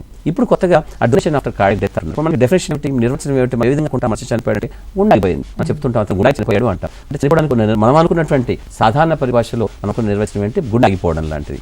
గుండె ఆగిపోయిన తర్వాత కూడా అప్పుడు జీవం ఉండదు కదా, రక్తంలో వెళ్ళకపోతే. రక్తం అనేది జీవాధారం లాంటిది. ఒక జీవనది మనకుంటేనే మన నాగరికత వెలుస్తుంది కదా. ఎక్కడ నదులు ఉన్నాయో అక్కడ నాగరికత తెలిసింది. రక్తం ఉన్న చోట మనిషికి జీవం ఉంటుంది, రక్తం లేకపోతే జీవం ఎక్కడిది. సో కాబట్టి ఆ రక్త సప్లై ఆగిపోతే ఎలా ఉంటుంది అనగానే, అంటే గుండె అయిపోయింటే రక్తం సప్లై ఉండదు. ఇప్పుడు కొత్తగా ఉన్నటువంటి పద్ధతుల్లో చనిపోయిన అంటే గుండె ఆగిపోయిన తర్వాత రక్తం అనేది తిరిగి సప్లై కాకుండా ఉన్న తర్వాత కూడా కొన్ని అవయవాలను తీసుకోవడం చేస్తున్నాం. అందులో కిడ్నీ, లివర్, గుండె కూడా మళ్ళీ ఉన్నాయన్నట్టు. అది అంటే శాస్త్రీయంగా మనము ఒకదానికొకటి స్టెప్ బై స్టెప్ అంటాం కదా, అలా ఒకదానికొకటి నెమ్మదిగా కొత్త పద్ధతులను మనం ఏర్పరచుకుంటూ అమర్చుకుంటూ అవయవదానంలో చాలా ముందుకు వెళ్తున్నాం. కాబట్టి బహుశా కొన్నేళ్ల తర్వాత ఇప్పుడు వేలాదిగా ఒక్కొక్క అవయవం కోసం వేచి చేస్తున్నటువంటి అనేక మందికి కళలు సాకారం అయ్యే విధంగా ఎప్పుడైనా ఒక అవయవం పాడైపోతే, పూర్తిగా పాడైపోయిన తర్వాత వాళ్ళకి ఈ అవయవం పనిచేయదు అని నిర్ధారించిన తర్వాత దానికి ప్రత్యామ్నాయం కోసం మన అవయవాన్ని మళ్ళీ మార్చాల్సిందే అని అనుకున్న తర్వాత వాళ్ళకి అవయవం దొరికే అవకాశం రాబోయే 15-20 ఏళ్లలో చాలా అద్భుతంగా ఉంటుంది. కానీ ఎవరు కష్టపడాల్సిన అవసరం లేదు, దాదాపుగా ఏదో ఒక రూపంలో. కానీ దాని వెనుక అనేక శ్రమ కాదు, అనేక బాధలు, కన్నీళ్లు, కష్టాలు కూడా ఉంటాయి. ఎందుకంటే వాళ్ళ ఒక ప్రియమైన వ్యక్తిని వాళ్ళు కోల్పోవడం లాంటివి. అటువంటి సిచ్యుయేషన్లో, అంత క్లిష్టమైనటువంటి పరిస్థితుల్లో వాళ్ళు చాలా మంచిగా ఆలోచించి, చాలా ఒకటంటాం కదా, ఒక మంచి ఆలోచన, అంత కష్టమైనలోంచి వాళ్ళు బాధపడకుండా ఒక మంచి ఆలోచనతో మేము కిడ్నీ ఇవ్వడానికి, ఒక లివర్ ఇవ్వడానికి, అంటే 8 లేదా 11 అవయవాలు వాళ్ళు ఇవ్వగలుగుతారు వాళ్ళ శరీరంలోంచి. కార్నియాతో సహా, కళ్ళతో సహా, గుండె, మెదడు, కొన్ని సందర్భాల్లో ప్యాంక్రియాస్, అలాగే ఊపిరితిత్తులు, లివర్తో పాటు కిడ్నీతో పాటుగా కొంచెం బోన్ మ్యారో కూడా ఇవ్వగలుగుతారు. కొన్ని ఇప్పుడు రకరకాల అవయవాలు మార్పులు చేస్తున్నారు. ఇప్పుడు కన్ను, గుండె, చెవి, మన గొంతు యొక్క మార్పు చేస్తున్నారు, గర్భసంచిని మార్పు చేయగలిగారు రకరకాలుగా. చేతిని సైతం ట్రాన్స్ప్లాంటేషన్ చేశారు. చేతులు కూడా ఇక మీద కాళ్ళు, గీళ్ళు కూడా ట్రాన్స్ప్లాంటేషన్ చేస్తారు. అంటే ఏ అవయవమైనా కూడా చక్కగా ట్రాన్స్ప్లాంట్ చేసే ఒక ప్రక్రియ మనకి ఇది ఫలానా విధంగా చేయగలిగితే సక్సెస్ అవుతుంది మనిషి శరీరంలో తెలిసిన తర్వాత అద్భుతంగా ఉన్నటువంటి సైన్స్లో అది మిగతా వాటికి చాలా అలవోకగా చేరిపోతుంది. అంటే ఒక ఫలానా గుండెకి ఫలానా అయింది అనుకుందాం, దాన్ని మేము వెంటనే కిడ్నీకి, తర్వాత కొద్దిగా వెళ్తే వాళ్ళు లివర్కి వదిలిపెట్టేస్తారు అలాగా. సో కాబట్టి ఒక్కొక్క దాని నుంచి ఒకటి అవయవానికి ఎలా మార్చుకుంటామన్నది శాస్త్రీయ పరంగా చాలా గొప్పగా అవుతుంది. కాబట్టి సైన్స్ ఇలా పెరుగుతుంది, కాబట్టి మనుషుల అవగాహన పెరుగుతుంది. కాబట్టి మనుషులు చాలామంది ఇప్పుడు కుటుంబాలు మాకు ఫోన్ కూడా చేస్తూ ఉన్నారు. మాకు మా బాబాయ్ ఎందుకంటే మా మామయ్య కానీ మా నాన్న కానీ ఫలానా ఆసుపత్రిలో సిగ్గా ఉన్నారండి, మేము అవయవం డొనేట్ చేయాలనుకుంటున్నాం ఆయనది. మా ఫాదర్ చాలా మంచిగా గడిపారు ఆయన జీవితాన్ని. సో ఆయన చనిపోయిన తర్వాత కూడా ఆయన ఒక ఆదర్శప్రాయంగా ఉండడం కోసం ఇలా అనేవాళ్ళు కూడా చాలామంది ఉన్నారు. ఇవన్నీ చాలా మంచి భావనలు. అంటే సంస్కారయుతమైన సమాజంలో ఇవన్నీ చాలా అలవోకగా జరుగుతాయన్నది నా ఉద్దేశం. మనం పెద్దగా అట్టే కష్టపడాల్సిన అవసరం లేదు. చాలామందికి అజ్ఞానంతో వాళ్ళకి తెలియక అలా ఉంటారు. కాస్త తెలియపరిస్తే చాలు వాళ్ళ ఆలోచన మొదలవుతుంది. అలాంటి మంచి ఆలోచన చేసేవాళ్ళు దాదాపుగా ఇప్పుడు లక్షల్లో ఉన్నారు. కాబట్టి మన భారతదేశంలో కొన్ని సందర్భాలు ఎలా అవుతుందంటే పాపం వాళ్ళు ఇద్దామని అనుకుంటారు, కానీ దురదృష్టవశాత్తు ఆ ఏజ్ వల్ల కావచ్చు, వాళ్ళకు ఉన్నటువంటి అప్పుడున్న పరిస్థితుల్లో జబ్బు వల్ల కావచ్చు, అవయవాలు మేము తీసుకోలేకపోతాం. ఉదాహరణకి కిడ్నీ అనుకుందాం. ఆ కిడ్నీ బహుశా పెద్దవాళ్ళు అయ్యారంటారు, ఒక 65 ఏళ్ళు అనుకుందాం. ఆ కిడ్నీలో ఇన్ఫెక్షన్ వచ్చింది అనుకోండి, ఆ కిడ్నీ మేము వాడుకోలేము. ఆ కిడ్నీ చిన్నది అయిపోయింది అనుకోండి, వాడుకోలేము. వాళ్ళంతా బాగా సెప్టిక్ అయినాడు అనుకోండి, మేము వాడుకోలేము. అలాంటి కొన్ని పరిస్థితుల్లో మేము చేసుకోలేకపోతాం. కానీ దాదాపుగా ఇచ్చేవాళ్ళు చాలామంది ఉన్నారు. చాలామంది ఇప్పుడు ఇంటెన్సివ్ కేర్లలో ఉన్న వాళ్ళు ఎవరైనా మీ కుటుంబ సభ్యుడు ఇంటెన్సివ్ కేర్లో ఉన్నారు, జీవన్మృతుడై ఉన్నాడని చెప్పిన తర్వాత తప్పనిసరిగా వాళ్ళ ఆలోచన మొట్టమొదటి కలిగేది వీళ్ళు అవయవదానం చేస్తే ఎలా ఉంటుంది అనే ఒక మంచి ఆలోచన చాలామంది కలుగుతోంది. ఇది చాలా మంచి పరిణామం దేశానికి, ప్రపంచానికి, సమాజానికి కూడా. సో మన దేశంలో రాబోయే 5-10 ఏళ్లలో అవయవదాన ప్రక్రియ ఎంత గొప్పగా పెరుగుతుందనంటే ఇప్పుడున్నటువంటి పరిస్థితుల్లో చాలామంది ఏళ్ల తరబడి వెయిట్ చేస్తున్నారు. కిడ్నీ పరంగా చూస్తే మిగతా అవయవాల గురించి నాకు అవగాహన లేకపోయినా కిడ్నీ పరంగా చూస్తే దాదాపు 4 నుంచి 5 సంవత్సరాల దాకా వాళ్ళు వేచి చూడాల్సిన అవసరం వస్తుంది. బహుశా అలాంటి పరిస్థితి లేకుండా కొన్నేళ్ల తర్వాత మనము బహుశా 2-3 ఏళ్లకో 1-2 సంవత్సరాల్లోనే వాళ్ళకి తొందరగా కిడ్నీలు వచ్చే అవకాశము, మిగతా అవయవాలు వచ్చే అవకాశం కూడా ఉంటుందని మనం ఆలోచించాలి. ఎస్ చూస్తున్నారు కదండి, national and international organ donation డేని పురస్కరించుకొని మనం ఈరోజు మాట్లాడుకుంటున్న టాపిక్ వచ్చేసి అవయవదానం ఎందుకు, ఎవరు, ఎలా చేయాలి అనే దానికోసం మనం మాట్లాడుకుంటున్నాం. డాక్టర్ గారు మనకు వివరిస్తున్నారు. సో మీకు ఈ టాపిక్ పైన ఎలాంటి క్వశ్చన్స్ లేదా ఎలాంటి ఇన్ఫర్మేషన్ కావాలన్నా వెంటనే మీరు స్క్రీన్పై కనిపిస్తున్న నెంబర్స్కి కాల్ చేయండి, డాక్టర్ గారితో మాట్లాడచ్చు అనమాట. అండ్ అదేవిధంగా డాక్టర్ గారు, ఈ అవయవదానం చేయగలిగే అవయవాలు ఏవేవి అసలు ముఖ్యంగా? మనిషి శరీరంలో ఉన్నటువంటి ప్రధానమైనటువంటి పెద్ద అవయవాలు ఒక మెదడు తప్పించేస్తే పక్కన పెట్టేసి మెదడు చేయడం అంటూ కుదరదు. దానికి ట్రాన్స్ప్లాంటేషన్ అది ప్రత్యేకంగా ఉన్నటువంటి పదార్థము. సో కాబట్టి కళ్ళు నేను చెప్పాను కదా, కళ్ళు అంటే మనం కార్నియా అంటాం. దాని కళ్ళు పైన నల్లటి భాగం పైన తెల్లటి పొర ఒకటి ఉంటుంది, తెల్లటి పొర, దాంట్లోంచి మనం చూడగలుగుతాం. ఆ 2 కార్నియాలు, అలాగే గుండె, ఊపిరితిత్తులు, లివర్, కిడ్నీలు 2 కూడా, అలాగే ఇప్పుడు బోన్ మ్యారో, బోన్స్, అలాగే ఇంతకుముందు చెప్పినట్టుగా గర్భసంచి లాంటివి చేస్తున్నారు ప్యాంక్రియాస్తో పాటుగా. అలాగే చేతులు కూడా ఇప్పుడు కొత్తగా కేరళలో కూడా చేతులు ట్రాన్స్ప్లాంటేషన్ చేశారు. చేయి పూర్తిగా తీసేసినటువంటి వ్యక్తికి కొత్తగా చేతులు అమర్చారు. చేతులు చక్కగా పనిచేయడం కూడా మొదలుపెట్టాయి. వేళ్లతో సహా కొన్ని ట్రాన్స్ప్లాంటేషన్ చేస్తున్నారు. లారింగ్స్ ట్రాన్స్ప్లాంటేషన్ ఇతర దేశాల్లో జరిగింది. లారింగ్స్ అంటే మనం మాట్లాడే ఉంటుంది, వాయిస్ బాక్స్ అంటాం మనం, దానికి సంబంధించింది కూడా ట్రాన్స్ప్లాంటేషన్ చేయగలిగారు. ఇలా రకరకాల అవయవాలని, దాదాపుగా 11 అవయవాలను కూడా మనం ట్రాన్స్ప్లాంటేషన్ చేసుకోవడానికి అర్హతగా మనం భావిస్తున్నాము. దీనికి కొంచెం ప్రత్యేకమైనటువంటి ఎక్స్పర్టీస్ కావాలి. అంత సులభ సాధ్యమైనటువంటిది ఏమీ కాదు. అంటే మీకు ఒకే ఇచ్చేవాళ్ళు ఇస్తూ ఉంటారు. కానీ ఉదాహరణకి ప్యాంక్రియాస్ తీసుకుందాం. ప్యాంక్రియాస్ లాంటి ట్రాన్స్ప్లాంటేషన్ టైప్ 1 డయాబెటీస్, అంటే చిన్నపిల్లల్లో షుగర్ వ్యాధి వస్తుంటుంది, టైప్ 1 డయాబెటీస్ అంటారు. అటువంటి వారికి, డయాబెటీస్ ఉన్నటువంటి వారికి ట్రాన్స్ప్లాంటేషన్ ప్యాంక్రియాస్ కావాల్సి వస్తుంది. కానీ ప్యాంక్రియాస్ ట్రాన్స్ప్లాంటేషన్ కొంచెం ప్రత్యేకమైన పరిస్థితుల్లో ప్రత్యేకంగా శిక్షణ పొందినటువంటి వాళ్ళు మాత్రమే చేయగలుగుతారు. అదొకటి. రెండవది, ప్రతి ఒక్కరు కూడా ఇంతకుముందు మొదట్లో ఉపోద్ఘాతంలో చెప్పినట్టుగా ప్రతి మనిషి వాళ్ళకి భిన్నమైనటువంటి శరీర తత్వాన్ని కలిగి ఉంటాడు. ఆ శరీరతత్వము అది జన్యుపరమైన నేపథ్యంగా ఏర్పడుతుంది. కాబట్టి వేరే వాళ్ళని తొందరగా నావి అని చెప్పి ఒప్పుకోవడం అంటూ జరగదు. ఇక్కడ హార్ట్ కానీ, లివర్ కానీ, లంగ్స్ కానీ మార్చిన తర్వాత కొన్ని సందర్భాల్లో వాళ్ళకి చాలా కష్టమైన సందర్భాల్లో అవి రిజెక్ట్ అవ్వబడుతున్నాయి. దానివల్ల చాలామంది తిరిగి బాగా కోలుకోలేకపోతున్నారు. అతి కోలుకున్న వాళ్ళు ట్రాన్స్ప్లాంట్ చేసుకున్న తర్వాత కొంచెం కష్టమైనటువంటి జీవితాన్ని గడపగలుగుతున్నారు. బహుశా అన్ని ట్రాన్స్ప్లాంటేషన్లకు వల్ల కిడ్నీ కొంచెం సులభ సాధ్యమైనటువంటి ట్రాన్స్ప్లాంటేషన్, బహుశా దానికి సంబంధించినటువంటి సైన్స్ చాలా గొప్పగా పెరగడము, మందులు చాలా సులభంగా తయారు చేసుకోబడ్డము, దానికి ఉన్నటువంటి పద్ధతులు చాలా సులభంగా ఉండడం వల్ల కిడ్నీ ట్రాన్స్ప్లాంటేషన్ చేసుకున్న వాళ్ళు మిగతా వాళ్ళ కంటే కూడా చాలా ఎక్కువగా ఉన్నారు. మన ప్రపంచంలో 40-50 ఏళ్ళు దాటినటువంటి వాళ్ళు, మన దేశంలో 30-40 ఏళ్ళు దాటిన వాళ్ళు, మన రాష్ట్రంలో 33 సంవత్సరాలు దాటిన వాళ్ళు, 37-40 సంవత్సరాలు దాటిన వాళ్ళు మన రాష్ట్రంలో కూడా ఉన్నారు, హైదరాబాద్ నగరంలో. అంటే ట్రాన్స్ప్లాంటేషన్ వాళ్ళకి ఒక సాధారణ జీవితానికి దగ్గరైనటువంటి ఒక మంచి జీవితాన్ని వాళ్ళకి ఇవ్వగలుగుతుంది ట్రాన్స్ప్లాంటేషన్ నిజంగా విజయవంతమైనప్పుడు. కాకపోతే కొన్ని సందర్భాల్లో ఇన్ఫెక్షన్స్ కానీ ఇతర కాంప్లికేషన్స్ కానీ వస్తాయి. మనిషి శరీరం పెరుగుతూ ఉన్నప్పుడు దానికి కేవలం ఒక జబ్బును అధిగమించాం, కానీ ఒక వృద్ధాప్యాన్ని అధిగమించలేము మనము. అంటే అది సహజమైనటువంటి ప్రక్రియలు. అలా వెళ్తున్న క్రమంలో వయసుతో వాళ్ళు కొన్ని వేరే మార్పులు వస్తాయి. కాబట్టి ఆ మార్పుల రీత్యా వాళ్ళు వేరే కాంప్లికేషన్స్, వేరే జబ్బులు తెచ్చుకున్నప్పుడు వాళ్ళ కిడ్నీ కూడా పనిలో పనిగా పాడవుతూ ఉంటుంది. కానీ ఒరిజినల్గా ఆ కిడ్నీ పాడవాలని అనుకోదు. ఎందుకంటే ఒక 20 ఏళ్ల వ్యక్తికి మనం ట్రాన్స్ప్లాంట్ చేసినప్పుడు ఒక 60 ఏళ్ళ దాకా ఉందనుకోండి, అది 40 ఏళ్ళు పనిచేసినట్టే. కానీ ఒక 50 ఏళ్ల వ్యక్తికి చేస్తే ఒక 60 ఏళ్ళున్నా అది 10 ఏళ్లే పనిచేసినట్టు అవుతుంది. సో కాబట్టి ఒక వ్యక్తి ఏ విధంగా ట్రాన్స్ప్లాంటేషన్ చేసుకున్న తర్వాత చాలా ఏళ్ళు బాగుండడం సాధ్యమవుతుంది అనుకుంటే అది కేవలం వ్యక్తిగతంగా అతని వయసు ఎంత, అతను ఎంత బలంగా దృఢంగా ఉన్నాడు, ఎంత ఆరోగ్యంగా ఉన్నాడు, ఎంత చక్కగా తన శరీరాన్ని కాపాడుకునే అవగాహన అతనికి ఆరోగ్యం పట్ల కలిగి ఉంది, అతనికి ఉన్నటువంటి మంచి ఆరోగ్యపు అలవాట్లు ఏమిటి, వీటి ఆధారంగా ఉంటుంది. కానీ సైన్స్ మాత్రం అందరికీ ఒకే రకంగా ఉంటుంది, అందరినీ ఒకే రకంగా చూస్తుంది. ఒకరిని పెద్దగా మంచిగా చెడ్డగా చూడడం జరగదు. కాబట్టి తప్పనిసరిగా ఎవరైతే ట్రాన్స్ప్లాంట్ చేసుకోవాలనుకుంటారో వాళ్ళు వ్యక్తిగతంగా శారీరకంగా బలంగా దృఢంగా ఉండడం మాత్రం వాళ్ళకి అవసరం అవుతుంది. ఎస్. అండ్ అలాగే ఈ అవయవదానానికి అర్హత ఏంటి డాక్టర్? అంటే ఇచ్చే వాళ్ళకైనా తీసుకునే వాళ్ళకైనా? ఇంతకుముందు మనం చెప్పినట్టుగా అవయవదానం 2గా ఉంటుంది. అంటే live related and live unrelated అని కూడా అంటాము. రెండవది అంటే మెడికల్ భాషలో దాన్ని అన్రిలేటెడ్ అవుతుంది. రెండవది చనిపోయిన తర్వాత జీవన్మృతులైనప్పుడు కుటుంబ సభ్యుల్లో ఉన్నటువంటి వాళ్ళు అవయవదానం చేయాలి అనుకుంటారు. అంటే ఒక అమ్మ కానీ, ఒక అక్క కానీ, నాన్న కానీ, అన్నయ్య కానీ, తమ్ముడు కానీ, చివరికి భార్య కానీ, ఈ రక్త సంబంధికులైనటువంటి వాళ్ళని మనము లైవ్ రిలేటెడ్ అంటాం. అంటే బతికి ఉండి వాళ్ళ కుటుంబ సభ్యులకి ఇవ్వాలనుకున్నటువంటి వాళ్ళు రక్త సంబంధికులు అవుతారు. చట్టరీత్యా వాళ్ళు రిలేటెడ్ అవుతారు. కానీ ఒకే ఒక అన్రిలేటెడ్ థింగ్ని చట్టం ఒప్పుకుంటుంది. అది భార్య కానీ, భర్త కానీ. అంటే అమ్మ, నాన్న, అక్క చెల్లెలు, అన్నదమ్ములు, పిల్లలు, భార్య, భర్త, వీళ్ళు కిడ్నీ ఇవ్వడానికి, ఒక అవయవం ఇవ్వడానికి కుదురుతుంది. నేను అనుకున్నట్టు 2 మాత్రం చెప్తున్నాను, లివర్ అండ్ కిడ్నీలో మాత్రమే చెప్తున్నాను. మిగతా అవయవాలు ఇవ్వడానికి ఒకటే గుండె ఉంటుంది కదా, ఒక గుండె తీసి ఇవ్వడం అంటూ జరగదు. సినిమాలో సాధ్యం అవుతుంది, కానీ నీ జీవితంలో ఇట్లాంటివన్నీ గమ్మతులు సాధ్యం కాదు. సో కాబట్టి ఇక్కడ వాళ్ళు కుటుంబ సభ్యులు ఇవ్వాలి. అయితే చట్టరీత్యా సాధ్యం కానటువంటివి చాలామంది ఆథరైజేషన్ కమిటీ ద్వారా కొందరు చేస్తూ ఉంటారు. మనం కూడా వింటూ ఉంటాం, అడపా కిడ్నీ ర్యాకెట్ ఏదో అంటూ ఉంటారు. అక్కడ అంటే మనకు సంబంధం లేనటువంటి వాళ్ళు కిడ్నీ ఇస్తే తీసుకోవడం లాంటిది చట్టరీత్యా నేరమైనటువంటిది. దానికి కఠిన శిక్ష, కారాగార శిక్ష, జరిమానా కూడా ఉంటుంది. కానీ కొంతమంది దాన్ని త్రోసిరాజుని చేస్తూ ఉంటారు, వాళ్ళు దొరుకుతూ ఉంటారు, గందరగోళాలు చేస్తూ ఉంటారు. కాకపోతే చాలా జరుగుతూ ఉన్నాయి ఈ మధ్యకాలంలో. ట్రాన్స్ప్లాంటేషన్ చాలా ఒక అద్భుతమైనటువంటి ప్రక్రియ.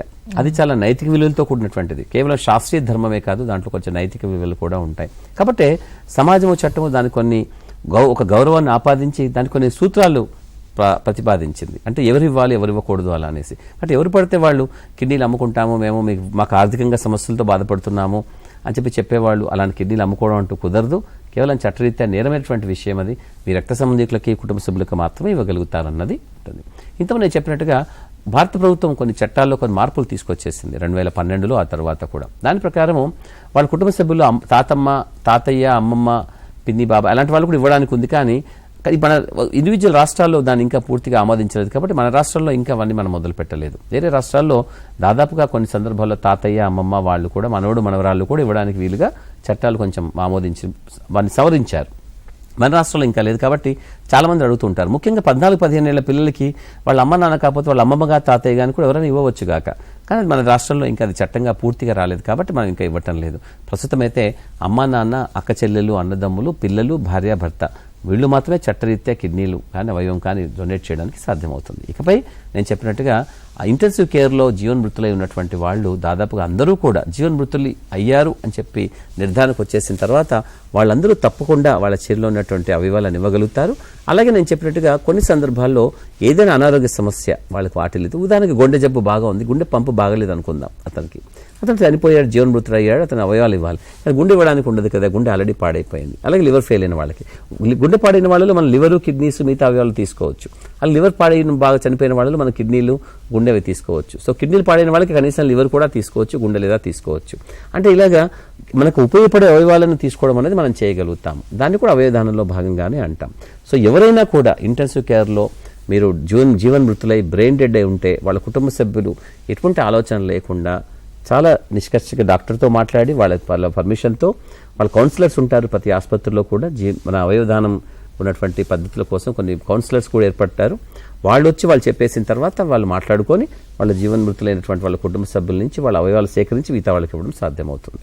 ఇది దాదాపుగా పెద్ద ఆసుపత్రులు అన్నింటిలో కూడా ఇటువంటి చక్కగా అమర్చినటువంటి పద్ధతి, ప్రక్రియ. కాబట్టి ఎవరైతే అటువంటి భావన కలిగి ఉంటారో వాళ్ళు ముందే చెప్పాలి.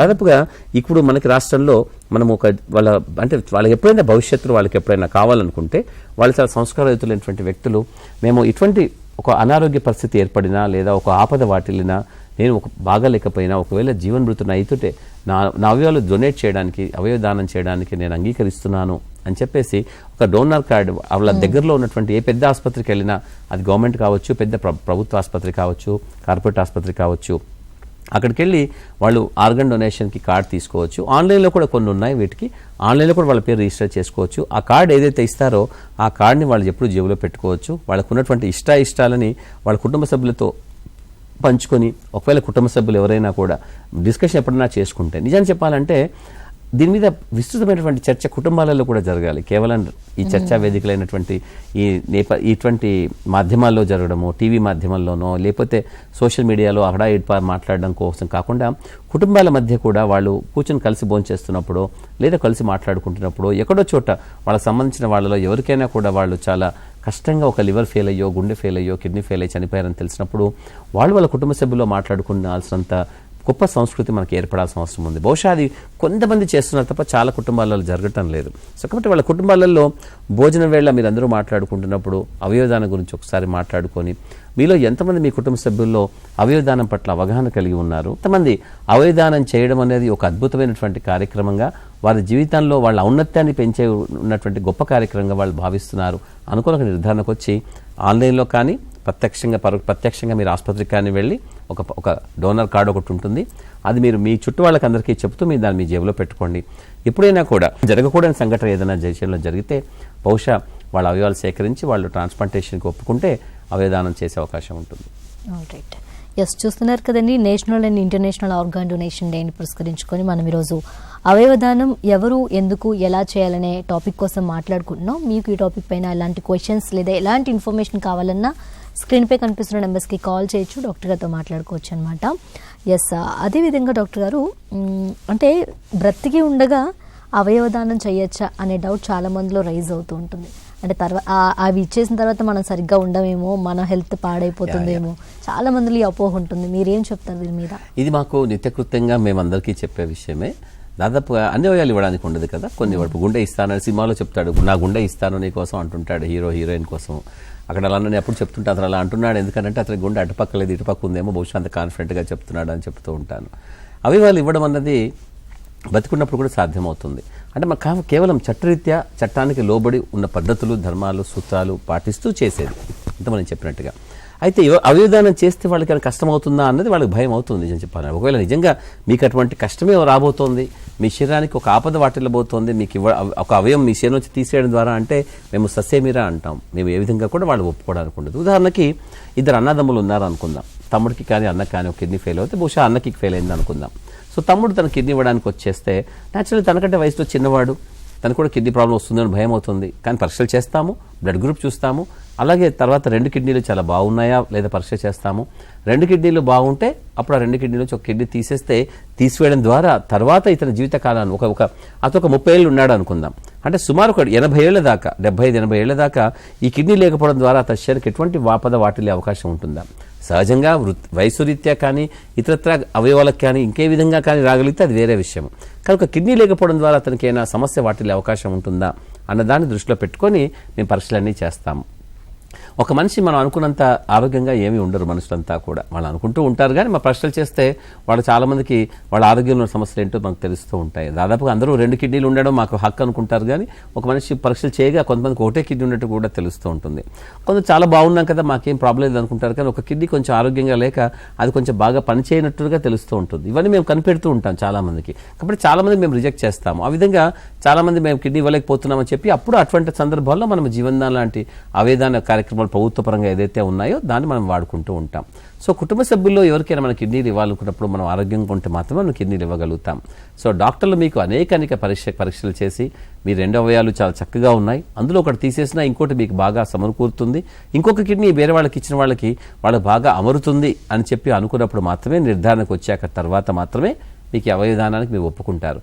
కుటుంబంలో చాలామంది వస్తారు. యాక్చువల్లీ ఒక అబ్బాయి బాలేడు అనుకున్నాను, వాళ్ళ అమ్మ, నాన్న, భార్య, వాళ్ళ తమ్ముడు చాలామంది వస్తారు. వాళ్ళందరిలో మేము అందరినీ సెలెక్ట్ చేసుకోవడానికి ఉండదు. మేము పద్ధతి ప్రకారమే వెళ్తాము.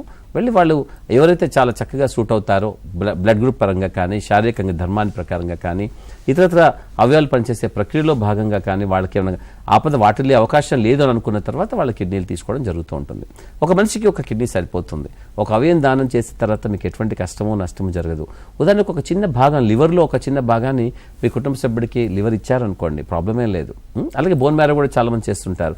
అది అవయవం కిందికి రాదు కానీ నేను చెప్తున్నాను కుటుంబంలో రక్త సంబంధీకుల్లో మనం చేసుకునే విషయాలలో. సో కాబట్టి మీ కుటుంబ సభ్యుల్లో మీ అక్కకి, అన్నకి, ఎవరికైనా కూడా కుటుంబంలో ఎవరికైనా అవయవాలు పాడైపోతే అవయవదానం చేసే ప్రక్రియలో మీకు ఎటువంటి అనుమానాలుకి ఆస్కారం లేదు. ఎందువల్ల అనంటే పరీక్షలు చేసిన తర్వాత మాత్రం ఒప్పుకుంటారు. కానీ పరీక్షలు చేసి మీరు బాగలేనిది మాత్రం మళ్ళీ మీరు సెంటిమెంట్ పెట్టుకొని అయ్యో నేను ఇవ్వలేకపోతున్నాను కొందరు అంటుంటారు, డాక్టర్ గారు మా ప్రాణమైనా తీసుకోండి కావాలంటే 2 కిడ్నీలు తీసుకోండి మా అబ్బాయి మాత్రం చాలా బాగుండే అంటే నేనంటాను మీ బాధను నేను అర్థం చేసుకోగలుగుతాను. కాకపోతే ఏంటంటే శాస్త్రీయంగా చట్టరీత్యా అది సాధ్యం కాదు. మీరు ఆరోగ్యంగా ఉండడం, ఒక మనిషిని కష్టపెట్టడం కోసం, కష్టపడుతున్న ఒక మనిషిని బాగా చేయడం కోసం ఇంకో మనిషిని కష్టపెట్టడం అనేది సాధ్యం కాదు. అది సైన్స్ ఒప్పుకోదు, చట్టం ఒప్పుకోదు, సమాజం కూడా ఒప్పుకోదు.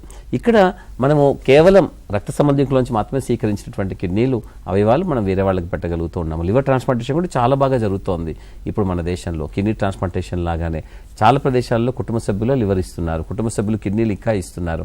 కిడ్నీ ట్రాన్స్ప్లాంటేషన్ అనేది ఎంత సులభతరమైనది, ఎంత సులభ సాధ్యమైందనంటే చిన్న పట్టణాలు, నగరాల్లో కూడా దాదాపుగా మన భారతదేశంలో 180 నుంచి 200 సెంటర్లు, 200 ప్రదేశాలలో కిడ్నీ ట్రాన్స్ప్లాంటేషన్ ప్రక్రియ జరుగుతోంది. అంటే కేవలం పెద్ద నగరాలకు మాత్రమే పరిమితమైనటువంటిది కాదు, చిన్న పట్టణాలలో కూడా కిడ్నీ ట్రాన్స్ప్లాంటేషన్ చాలా సునాయాసంగా చేసే ప్రక్రియలు ఉన్నాయి. డాక్టర్లు అక్కడి దాకా వెళ్ళగలిగితే చాలు, అక్కడ వాళ్ళకి ఎట్లాగో చేసేసుకుంటూ ఉంటారు. సో కాబట్టి మన దేశంలో విస్తృతంగా సైన్స్ స్ప్రెడ్ అవుతున్న కాలంలో చిన్న నగరాల్లో కూడా ట్రాన్స్ప్లాంటేషన్ బాగా వృద్ధి చెందుతోంది. Yes sir. అండ్ అదేవిధంగా ఈ అవయవదాన ప్రక్రియ నిర్వహణ ఎలా ఉంటుంది డాక్టర్ గారు? ఎవరికైతే 2 భాగాలుగా చూద్దాము. ఎవరికైతే అవయవాలు పాడైపోయినప్పుడు వాళ్ళ కుటుంబ సభ్యులు ఇవ్వాలి అని డాక్టర్ చెప్పినప్పుడు మీరు డాక్టర్ని సంప్రదించాల్సిన అవసరం ఉంటుంది. వాళ్ళకి ప్రతి ఆసుపత్రిలో, పెద్ద ఆసుపత్రిలో కూడా ట్రాన్స్ప్లాంటేషన్ కోఆర్డినేటర్ అని ఒకరు ఉంటారు. వాళ్ళు మీకు కూర్చోబెట్టి మీకు ట్రాన్స్ప్లాంటేషన్లో ఉన్నటువంటి లోటుపాట్లు, అలాగే మంచి చెడులతో సహా వ్యక్తిగతంగా మీకు ఏ విధమైన మంచి చెడు జరిగే అవకాశం ఉంటుందన్న విషయం కూడా వాళ్ళు మీకు కూలంకషంగా చర్చిస్తారు. అలా చర్చించిన తర్వాత మీ కుటుంబ సభ్యులంతా కూర్చుని ఒక విధంగా ఒక నిర్ణయం తీసుకొని మీరు ఇద్దామనుకున్న వాళ్ళలో ఎవరు మీకు చక్కగా సూట్ అవుతారు, ఎవరు నిజంగా ఉన్నారు, కిడ్నీ ఒక అవయవం ఇతనికి ఇవ్వడానికి ఎవరు బాగా సూట్ అవుతారు. ఇప్పుడు ముగ్గురు ఉన్నారు, ముగ్గురులో ఒక లివర్లో భాగం ఎవరిస్తే బాగుంటుంది, ఒక తండ్రికి ఒక లివర్ పాడైపోయిన తండ్రి ఉంటాడు, అతనికి ముగ్గురు కొడుకులు ఉంటారు.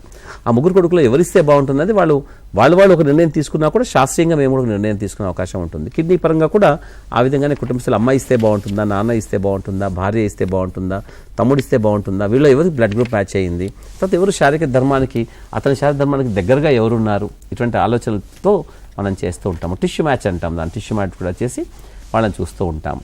సో ఆ తర్వాత ట్రాన్స్ప్లాంటేషన్ ప్రక్రియకి అనేక పరీక్షలు చేస్తారు. చేసిన తర్వాత మళ్ళీ ఆపరేషన్ చేసి ఆ తర్వాత అందరూ అడుగుతుంటారు, నేను ట్రాన్స్ప్లాంటేషన్ కిడ్నీ ఇచ్చాను కదా, మరి నాకు కూడా మందులు జీవితాంతం వేసుకోవాలని అడుగుతారు. కిడ్నీ ఇచ్చేసిన తర్వాత కానీ ఒక అవయవం లివర్ కానీ ఇచ్చేసిన తర్వాత మీకు ఎటువంటి మందులు వాడాల్సిన అవసరం లేదు. మీరు ఒక జబ్బున్న వ్యక్తిగా మిమ్మల్ని పరిగణించరు, మీరు ఎటువంటి మందులు వాడాల్సిన అవసరం లేదు. దాదాపు మీరు ఒక అపెండిక్స్ ఆపరేషన్ చేసుకుంటే కొన్ని రోజుల తర్వాత ఆపరేషన్లోంచి కోలుకున్న తర్వాత మీరు ఆసుపత్రిలోంచి డిశ్చార్జ్ అయిపోయి ఇంటికి వెళ్ళిపోతారు. మీకు భావన ఉంటుంది, అడపదడప కడుపు నొప్పి వస్తుంది, నేను అపెండిక్స్ చేసుకున్నాను. అటువంటి భావన మీకు కొంచెం ఎక్కువగా కలగవచ్చు గాక, ఎందుకంటే ఒక అవయవాన్ని తీసేసామనే భావన మీ మనసులో ఎక్కడో ఏ మూలో తొలుస్తూ ఉంటుంది. నేను ఒక అవయం ఇచ్చేసాను కదా, అక్కడ ఒక రకమైన ఎంటీ, ఒక ఖాళీ అయిపోయిన భావన ఉంటుంది అన్నట్టు. సో కడుపులో కొంచెం ఖాళీ అయిపోయింది కదా, ఆ ప్రదేశం అంతా ఖాళీగా ఉంది కదా, అక్కడ ఏమవుతుంది మరి నన్ను అడుగుతూ ఉంటారు. ఏమి కాదు, అలా ఖాళీగా ఉంటుంది అంతే. సో కాబట్టి ఆ కిడ్నీ తీసేసిన తర్వాత మీకు ఎటువంటి హాని జరగకుండా ఉండడం కోసం అప్పుడప్పుడు మీరు అడపదడప డాక్టర్ని అడిగి కొన్ని పరీక్షలు చేసుకుండవచ్చు. నేనైతే దాదాపుగా మొదటి సంవత్సరంలో 2 సార్లు, ఆ తర్వాత ప్రతి సంవత్సరం ఒకసారి కొన్ని పరీక్షలు చేసుకోండి అని చెప్తూ ఉంటాను. అలా పరీక్షలు చేసుకుంటూ ఉంటే మీ ఆరోగ్యంలో ఏమైనా సమస్య ఉందా.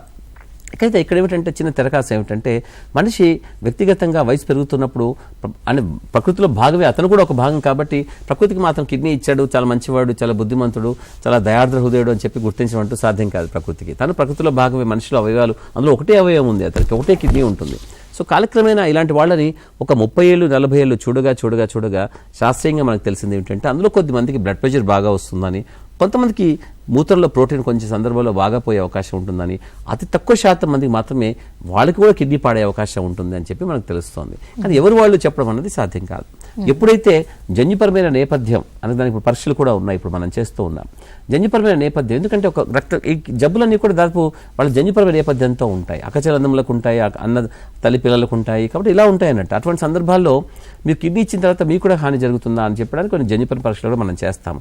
కానీ పూర్తిగా సంపూర్ణంగా చెప్పడం సాధ్యం కాదు. మీరు ఎప్పుడో 30 ఏళ్ల క్రితం మీ అన్నయ్యకు కిడ్నీ ఇచ్చారు, ఇప్పుడు మీ కిడ్నీ బాగలేదు కాబట్టి అప్పుడు తీసుకున్న నిర్ణయం తప్ప ఆ డాక్టర్ కానీ ఆ సైన్స్ కానీ తప్పు చెప్పారా అని చెప్పడానికి అంటూ ఉండదు. కొన్ని ఏళ్ల తర్వాత స్వతసిద్ధంగా మీ శరీరంలో కూడా కొన్ని మార్పులు వస్తాయి, దాంతో కొంచెం పాడవడం జరుగుతుంది. మీ జన్యుపర నేపథ్యం ఏదైనా ఉంటే అది కూడా బయటపడే అవకాశం ఉంటుంది. బలహీనతగా ఉంది కదా, అంటే శరీరం ఒకటే కిడ్నీ కలిగి ఉంది కాబట్టి ఆ బలహీనత వల్ల జబ్బు బయటపడే అవకాశం ఉంటుంది. సో ఇలా జరుగుతూ ఉంటాయి అన్నట్టు. కాకపోతే అది చాలా తక్కువ శాతం. ప్రపంచం మొత్తంలో సమాజపరంగా చూస్తే జనరల్ పబ్లిక్లో, జనరల్ పాపులేషన్లో ఎంత పర్సంటేజ్ వాళ్ళకి అలా అవుతుంది, దానికంటే చాలా చాలా చాలా చిన్న పర్సంటేజ్ మాత్రమే వీళ్ళలో హాని జరుగుతుంది. కాబట్టి ఏదైనా అవయవం ఇవ్వడం అన్నది శాస్త్రీయంగా ఒప్పుకోగలిగితే మీకు వ్యక్తిగతంగా మీరు ఎటువంటి సంశయం లేకుండా, రెండవ ఆలోచన లేకుండా మీరు తప్పనిసరిగా ఒప్పుకోవచ్చు. అలానే మీకంటూ ఒక క్రమశిక్షణ వస్తుంది. నన్ను చాలామంది అడుగుతారు, నాకున్న అడ్వాంటేజెస్ ఏమిటి, నేను ట్రాన్స్ప్లాంటేషన్లో నేను మా అక్కకి ఇచ్చాను, నేను ఎలా బాగుంటాను అని అడుగుతారు కొందరు ఆడవాళ్ళు. మా అక్కకి ఇచ్చాను మరి నేను బాగుంటానా, నాకు అడ్వాంటేజ్ ఏంటి అంటే నేను చెప్తాను, ఆర్గన్ డొనేషన్ చేయడం ద్వారా మీరు ఎంత చక్కగా అవుతారంటే, మీరు ఆసుపత్రి చుట్టూ తిరుగుతారు, డాక్టర్ చుట్టూ తిరుగుతారు, రకరకాల పదజాలం మీకు సుపరిచితంగా ఉంటుంది, పరీక్షలన్నీ మీకు చాలా తెలిసిన వాటిగా ఉంటాయి. ప్లస్ మీకు ఆరోగ్యం పట్ల భక్తితో భయంతో కూడినటువంటి ఒక అవగాహన పెరుగుతుంది. సో తప్పనిసరిగా మీరు మిగతా వాళ్ళకంటే, మీ వయసులో ఉన్నటువంటి వాళ్ళకంటే, మీ ఆఫీస్లోనూ, మీ కాలేజీలోనూ, మీ కుటుంబ రక్త చుట్టాలలో ఉన్న వాళ్ళందరికంటే మీరు ఆరోగ్యపరంగా కాస్త ఎక్కువగా మంచిగా ఉంటారని చెప్తాను. ఎందుకంటే మనిషికి తెలియకుండానే ఒక రకమైన క్రమశిక్షణ వస్తుంది. ఉదాహరణకి అతనికి అంతకుముందు సిగరెట్ తాగే అలవాటు ఉందనుకుందాం, డొనేట్ చేయడం ద్వారా సిగరెట్ మానేసిన వాళ్ళు చాలా మంది ఉన్నారు. భయంతోనో భక్తితోనో ఏదో ఒకటి, అంటే ఒక రకమైన భావజాలం ఏర్పడుతుంది కదా. వాళ్ళ ఇంట్లో వాళ్ళు కూడా అంటారు, నువ్వు కిడ్నీ ఇచ్చావు కదా, నువ్వు కూడా చాలా బాగుండాలి, డాక్టర్లు కూడా అంటారు నీ ఆరోగ్యం కూడా నువ్వు బాగా చూసుకోవాలి, తర్వాత స్మోక్ చేస్తున్నావు నువ్వు తప్పు అని చెప్పడమో, అలాగే స్థూలకాయం అంటే బరువు తగ్గడమనో, లేదా ఆల్కహాల్ అలవాటును తగ్గించుకోవడమనో, లేదా అడపదడప పరీక్షలు చేసుకుంటే కొంచెం కొలెస్ట్రాల్ బాగాలేదు, దానికి మందులు ఇచ్చారు, కాల్షియం తగ్గింది, విటమిన్ డి తగ్గింది అని రకరకాల పరీక్షల్లో.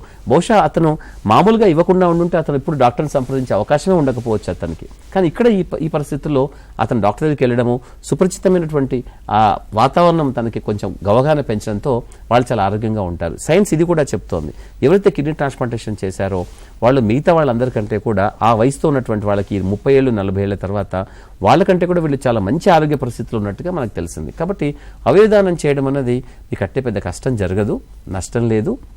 కాకపోతే మీకంటూ ఒక రకమైనటువంటి అవగాహన పెంచుకుంటూ ఉండాలి. దాని పట్ల మీరు ఎప్పుడూ కూడా చాలా సానుకూలంగా ఉండి ఆలోచిస్తూ ప్రతి సంవత్సరం కొన్ని పరీక్షలు చేసుకుంటూ మీరు ఎలా ఉన్నారో చూసుకోవాలి. అంతేకాని మీకు ఎటువంటి కష్టం నష్టం ఉండదు.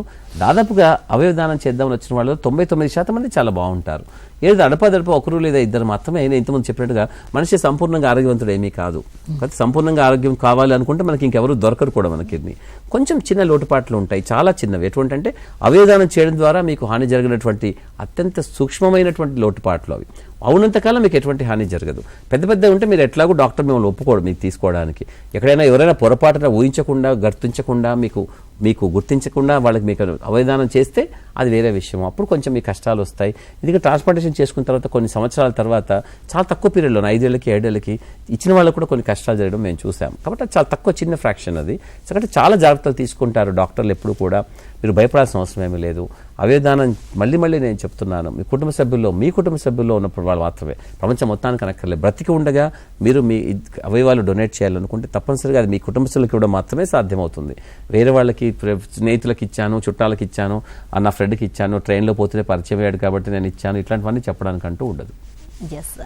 ఎస్ చూస్తున్నారు కదండి, national and international organ donation day సందర్భంగా మనం అవయవదానం ఎవరు ఎందుకు ఎలా చేయాలనే టాపిక్ కోసం మాట్లాడుకుంటున్నాం. మీకు ఈ టాపిక్ పైన ఎలాంటి డౌట్స్ లేదా క్వశ్చన్స్ లేదా ఇన్ఫర్మేషన్ ఎలాంటి విషయం కావాలన్నా స్క్రీన్పై కనిపిస్తున్న నెంబర్స్కి కాల్ చేయండి, డాక్టర్ గారితో మాట్లాడచ్చు అనమాట. అండ్ అదేవిధంగా డాక్టర్ గారు అంటే ఒక మనిషి అవయవదానం చేయాలంటే ఎలాంటి బాడీ కండిషన్ ఎలా ఉండాలి? ఇంతకు చెప్పినట్టుగా చాలా మంది చాలా ఆరోగ్యంగా ఉన్నామని అనుకుంటూ ఉంటారు. మన పై కనిపించేంత ఆరోగ్యంగా మనం ఏమి ఉండము. అలా చెప్పి పై కనిపించేంత అనారోగ్యంగా కూడా అందరం ఏమీ ఉండము. అయితే ఒక రకమైన భావన. అయితే 4 బ్లడ్ టెస్ట్ చేసుకొని నాకు పంపిస్తూ ఉంటారు. ఇప్పుడు కూడా చాలా వస్తున్నాయి. మేము బ్లడ్ టెస్ట్ అన్నీ చేసుకున్నాము, నేను ఆరోగ్యంగా ఉన్నానా అని నన్ను అడుగుతూ ఉంటారు. ఆ 4 బ్లడ్ టెస్ట్లో మీరు ఆరోగ్యంగా ఉన్నారని చెప్పడానికంటూ ఏమీ ఉండదు. ఇక్కడ మేము చేసేది సంపూర్ణంగా ఆరోగ్యంగా ఉన్నావు, నీకు ఎటువంటి హాని జరగదు, నీకు ఎటువంటి అనారోగ్యమైన పరిస్థితి రాదు అని చెప్పడం కాదు. మీరు చాలా ఆరోగ్యంగా ఉన్నారు, ఒక ఆపరేషన్ చేయడానికి మీ శరీరం అనుకూలంగా సూటబుల్గా ఉంది, అలాగే ఒక కిడ్నీ మీ శరీరం నుంచి తీసేసిన తర్వాత మీకు ఆ కిడ్నీ లేకపోవడం ద్వారా మీకు ఎటువంటి హాని జరగదు అని మాత్రం నిర్ధారించుకుంటాం. అంతకని ట్రాన్స్ప్లాంటేషన్ కిడ్నీ ఇచ్చిన తర్వాత ఒక 20 ఏళ్ల తర్వాత అతను హార్ట్ అటాక్ వస్తేనో, ఓ 10-15 ఏళ్ల తర్వాత అతనికి క్యాన్సర్ వస్తేనో, చూసారా నేను ఫలానా 15 ఏళ్ల క్రితం నేను కిడ్నీ డొనేట్ చేశాను మా బ్రదర్కి, ఇప్పుడు నాకు క్యాన్సర్ వచ్చింది, బహుశా దానివల్లే నాకు క్యాన్సర్ వచ్చినట్టుగా ఉంది, నాకు ఊపిరితిత్తుల్లో కానీ అని అంటుంటారు. లేదా హార్ట్ అటాక్ వచ్చింది కాబట్టి 20 ఏళ్ళకి నాకు హార్ట్ అటాక్ వచ్చిందండి, నేను 40 ఏళ్ళకి మా బ్రదర్కి ఇచ్చాను, ఇప్పుడు నాకు 60 ఏళ్ళు, నాకు సడన్గా హార్ట్ అటాక్ వచ్చిందని అడుగుతూ ఉంటాను. అలాంటివి ఏమీ ఉండవు.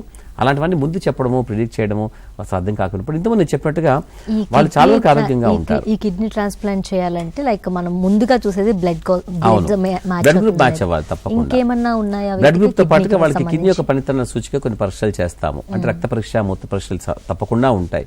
అలా కాకుండా కొన్ని స్కాన్స్ ఉంటాయి. పర్టికులర్ గా అది ఒక్కొక్క కిడ్నీ ఏ విధంగా పనిచేస్తుంది, రీనోగ్రామ్ అంటాం దాన్ని, డిటిపి రీనోగ్రామ్. ఒక కిడ్నీ రైట్ కిడ్నీ ఎంత పనిచేస్తుంది, లెఫ్ట్ కిడ్నీ ఎంత పనిచేస్తుంది. మళ్ళీ ఇక్కడ కూడా కొన్ని గందరగోళాలు ఉంటాయి. ఒక కిడ్నీ బాగా పనిచేస్తుంది, ఒక కిడ్నీ కొంచెం తక్కువగా పనిచేస్తుంది అనుకుందాం. వాళ్ళకి మళ్ళీ డాక్టర్కి కానీ వాళ్ళకి కానీ మళ్ళీ సంశయం, డాక్టర్ గారు నా కోసం మంచి కిడ్నీ పెట్టేసి ఎక్కువ పనిచేసిన కిడ్నీ నాకు పెట్టేసి తక్కువ పనిచేస్తుంది మా తమ్ముడికి ఇస్తారా, లేదా నాకు తక్కువ పనిచేస్తే నాకు ఇచ్చేసి మంచిగా ఎక్కువ పనిచేసి మా తమ్ముడికి ఇస్తారా అలా అడుగుతూ ఉంటారు. అలా ఏముండదు. శాస్త్రీయంగా మీకు అప్పటికప్పుడు ఏ కిడ్నీ 2 కిడ్నీలు దాదాపు ఒకలానే పనిచేస్తూ ఉంటాయి.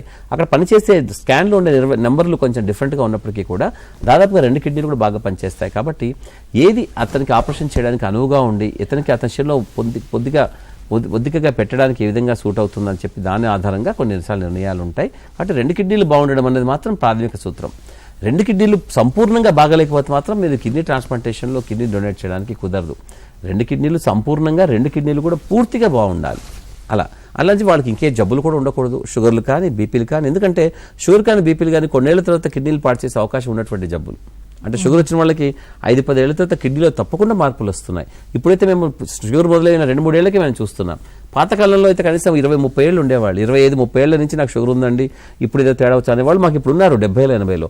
కానీ చాలా చిన్న వయసులో షుగర్ బీపీ తెచ్చుకున్న వాళ్ళు మాత్రం చాలా తొందరగా మాకు జబ్బులతో వచ్చేస్తున్నారు. సో కాబట్టి వాళ్ళ పట్ల ఇంకా కొంచెం జాగ్రత్తగా ఉండాలి. యువకుల్లో ఈ జబ్బులు బాగా పెరుగుతున్నాయి కాబట్టి అటువంటి సందర్భాల్లో ఒక మంచి యువకుడు కానీ ఎవరికన్నా కానీ వాళ్ళ కుటుంబస్తులకి ఇవ్వాలనుకున్నప్పుడు మేము 2-3 సార్లు ఆలోచించి కొంచెం సంశయంతో పరీక్షలన్నీ చేసి పూర్తిగా ఆ పరీక్షల ద్వారా అతను ఆరోగ్యంగా ఉన్నాడు, అతనికి అనారోగ్యం వాటిల్లదు అనే భావన పూర్తిగా పటామచ్చలు అయితేనే వాళ్ళ కిడ్నీ మేము ఒప్పుకుంటాం తప్ప వాళ్ళు ఏదో ఎమోషన్స్తో నేను ఇస్తానండి అనగానే అలా తీసుకోవడానికి అంటూ ఉండదు.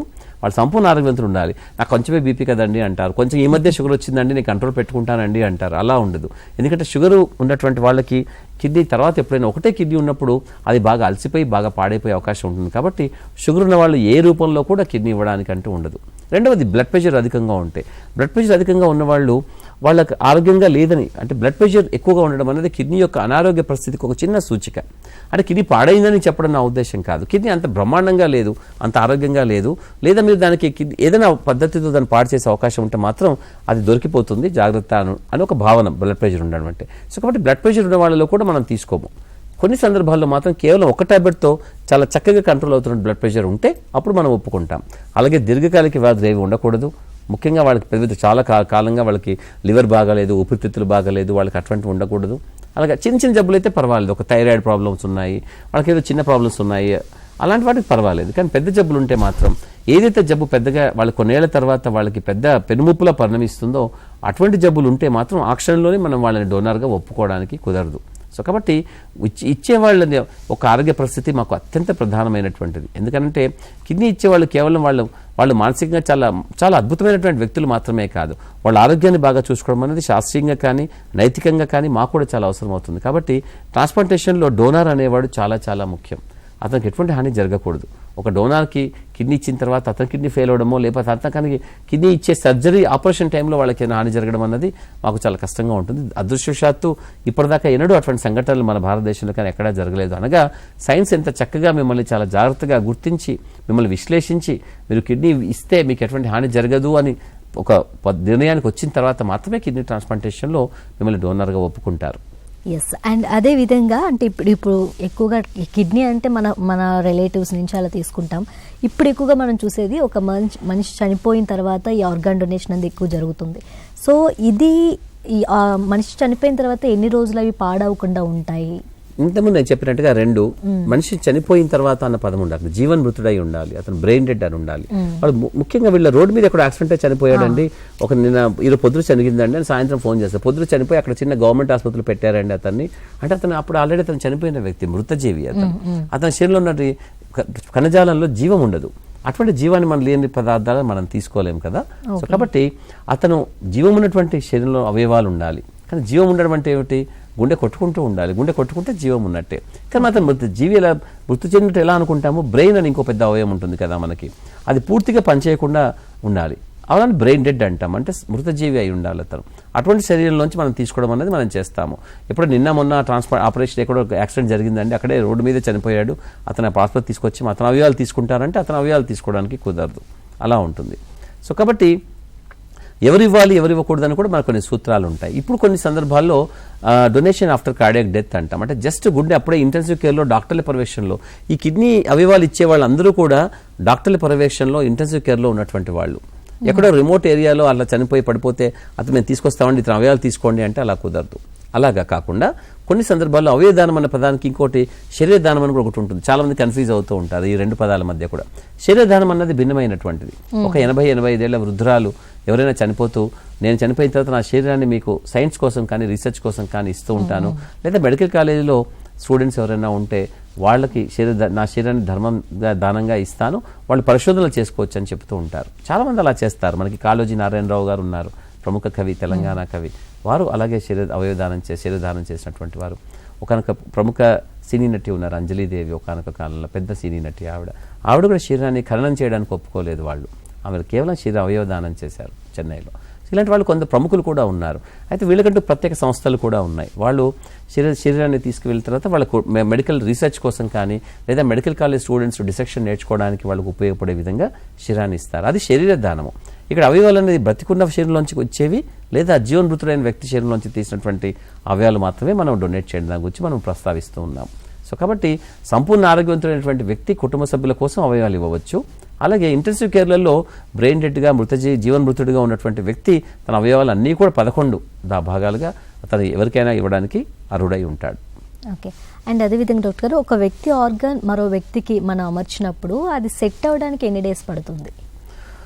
ఇంతమంది చెప్పినట్టుగా ప్రతి శరీరం కూడా వాళ్ళకే భిన్నమైనటువంటిది, వేరే వాళ్ళతో కలిగి ఉండదు. యాక్చువల్ ప్రపంచంలో మనుషుల్ని పోలి మనుషులు 7 ఉంటారు అంటుంటారు, కానీ నిజానికి 7 కాదు, అసలు ఎవరు ఉండరు నిజంగా. ఎందుకంటే వాళ్ళకి మాత్రమే ఒక జీన్స్ అనేది వాళ్ళకి మాత్రమే యూనిక్గా ఉంటాయి, వేరే వాళ్ళతో ఉండదు. అంటే చూడండి, ఇన్ని కోట్ల మంది మిలియన్స్ మనుషులు వచ్చిపోయారు. బహుశా ఎక్కడైనా కలిసి ఉండవచ్చు కాక మనకు సైన్స్ చెప్పట్లేదేమో, కానీ కోట్ల మంది మందిలో ఒకరిలాగా యథాతథంగా ఇంకొకరు ఉండడం అనేది దాదాపుగా జరగదు. అంత యూనిక్గా ఉంటాయి జీన్స్ అన్నీ కూడా. అంత చిన్న భాషని ఇన్ని కోట్ల మందిలో ప్రకృతి ఎలా డిస్ట్రిబ్యూట్ చేసింది వాళ్ళందరికీ అన్నది చెప్పడం కూడా చాలా కష్టం. అందుకే చైనా వాళ్ళందరూ మనకు ఒకలానే కనపడతారు, కానీ మనకి భావన చూడడానికి. కానీ వాళ్ళందరూ వాళ్ళ పేర్లు ఒకలా కనపడతాయి, లీచి అంటుంటారు, వాళ్ళందరూ భిన్నంగా ఉంటారు. వాళ్ళకి దగ్గరగా చూడడం మొదలు పెడితే వాళ్ళ భిన్నత్వం మనకు తెలుస్తుంది. సో భారతీయులు ఎప్పుడు భిన్నంగానే ఉంటారు. శరీర ధర్మాలు మాత్రం దాదాపుగా సైంటిఫిక్గా ఒకలాగానే పనిచేస్తాయి. అవి జీన్స్ భిన్నంగా ఉన్నప్పటికీ కూడా. అందుకే ఎవరు అమెరికాలో వాడిన మందులు మన దేశంలో కూడా మనం వాడతాము, పనిచేస్తాయి. జపాన్లో వాడే మందులు మన దేశంలో కూడా వాడతాం, మనకు పనిచేస్తాయి. అంటే మనుషుల యొక్క ఒక రకమైన శరీర ధర్మాలన్నీ ఒక్కలానే ఉంటాయి, కానీ యూనిక్గా అవయవాలు పనిచేసే పనిలో కొంచెం తేడాలు ఉంటాయి. ఆ టిష్యూ ఏదైతే ఉంటుందో కణజాలము అది వాళ్ళకి మాత్రమే ప్రత్యేకమైనటువంటిది. కాబట్టి కొన్ని సందర్భాల్లో అది మనది కాదని గుర్తించే అవకాశం శరీరానికి ఉంటుంది. కాబట్టి ఉత్తికినే మనం కిడ్నీ తీసేసి ఒకరికి ఇచ్చేసి ఆపరేషన్ చేసాము, ఇక కుట్లు కూడా తీసేస్తామండి, ఇక మీరు ఇంటికి వెళ్ళిపోవచ్చు, మీ కిడ్నీ బాగా అని చెప్పడానికి ఉండదు. దానికి ఒక పెద్ద ప్రక్రియ ఉంటుంది, మందులు వాడాలి. ఆ మందులు ఒక జీవితకాలం వాడాలి.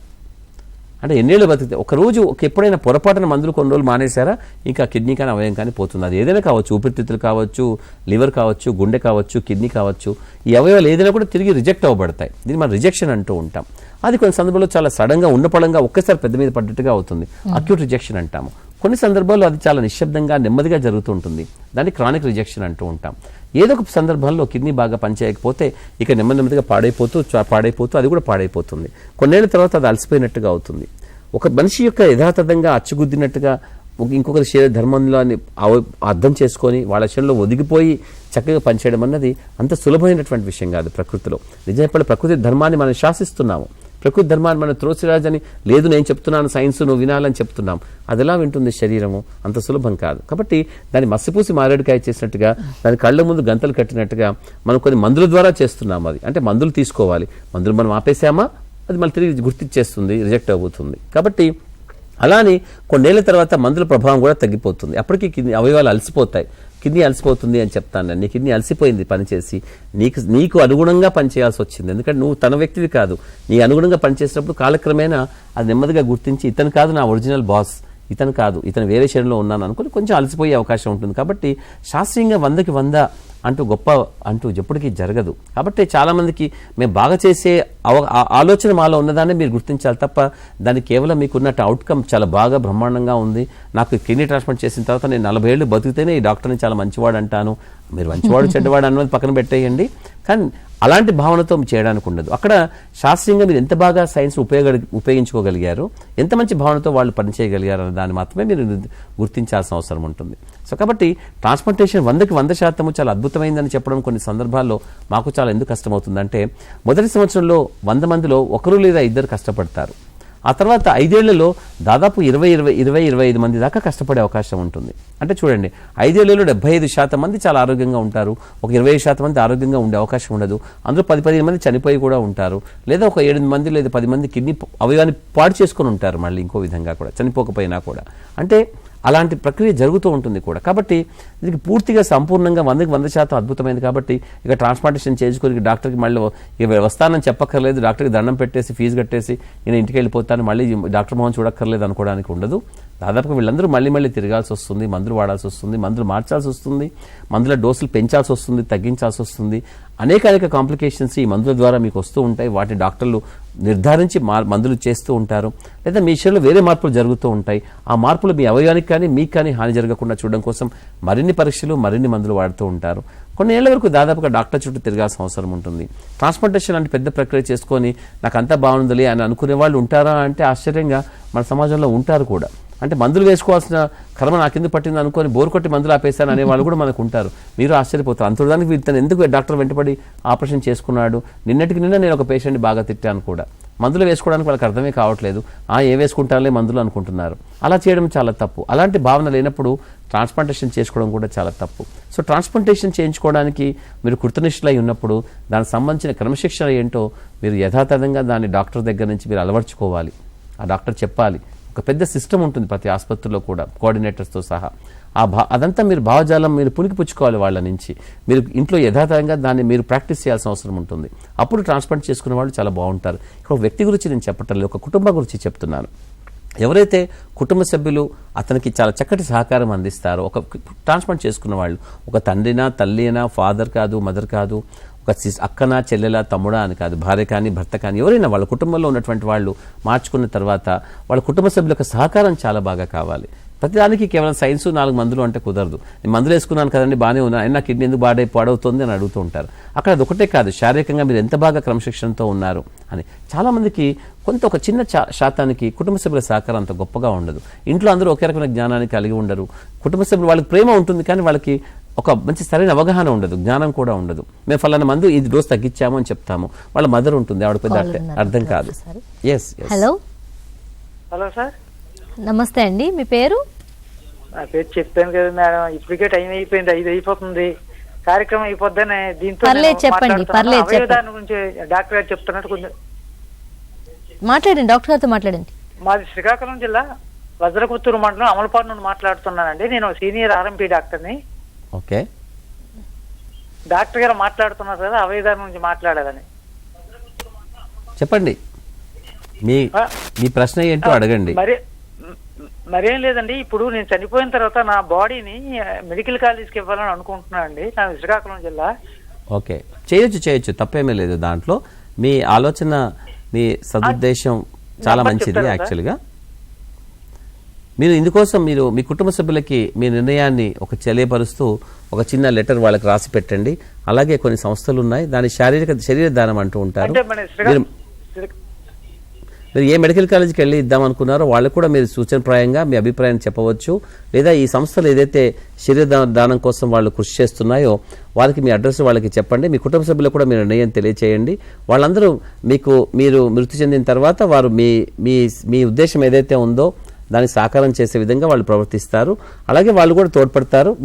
మీరు ఏదైతే మీరు భావన ఉన్నారో అది చాలా మంచిదే అది యాక్చువల్గా. సో అది కూడా చాలా మంచిది. ఎందుకంటే చాలామంది మెడికల్ స్టూడెంట్స్కి ఇప్పుడు చాలా ఆర్టిఫిషియల్గా సిటీ స్కాన్లు ఎంఆర్ఐలు చూసి ఏదో దేశాల్లో అక్కడెక్కడ నేర్పించేస్తూ ఉన్నారు, డమ్మీలు పెట్టి చేస్తున్నారు. మనుషులు కాదు వాళ్ళంతా డమ్మీలు. అలా కాకుండా మేమైతే మా కాలంలో మేము మనుషులు చనిపోయిన వాళ్ళ శరీరంలోంచే మేము చేసాం. ఇప్పుడు అలా దొరకటం లేదు, అంత సులభం కావట్లేదు. కాబట్టి ఇటువంటి భావజాలం కూడా చాలా మంచిదండి. చక్కటి సంస్కారాలైనటువంటి నిర్ణయం మీది. థ్యాంక్ యూ హరినాథం గారు, థ్యాంక్ యూ. సో డాక్టర్ గారు, ఫైనల్గా అంటే మన దేశంలో మనం స్టార్టింగ్ మాట్లాడుకుంటున్నప్పుడు మన దేశంలో ఇప్పుడు ఆర్గాన్ డొనేషన్ గురించి అవగాహన పెరుగుతుంది, యూత్లో కావచ్చు, చాలా మందిలో కుటుంబ సభ్యుల్లో కావచ్చు.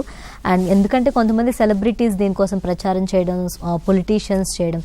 సో ఇంకా దీనికోసం అవగాహన రావాలి, పూర్తిగా జనంలోకి ఇంకా వెళ్ళాలి అంటే ఇంకా ఏం చేయాలి మనం అనేది మీ ఒపీనియన్లో ఏం చెప్తారు మీరు? చిన్నపిల్లలకి పుస్తకాలలో పాఠ్యాంశాలుగా కొన్ని చేర్చాల్సిన అవసరం ఉంటుంది. అంటే ఒక చిన్న పాఠ్యాంశంగా పిల్లలకు తెలిస్తే పూర్తి మనం పోతూ శరీరం అంతా పట్టుకెళ్ళిపోయి మనమే దాచుకోవాల్సిన అవసరం ఏమీ లేదు. పోతూ ఎవరికైనా 4 అవయవాలు దానం చేస్తే కూడా చాలా గొప్పగా ఉంటుందనే భావన చిన్నపిల్లలకు కలగాలి.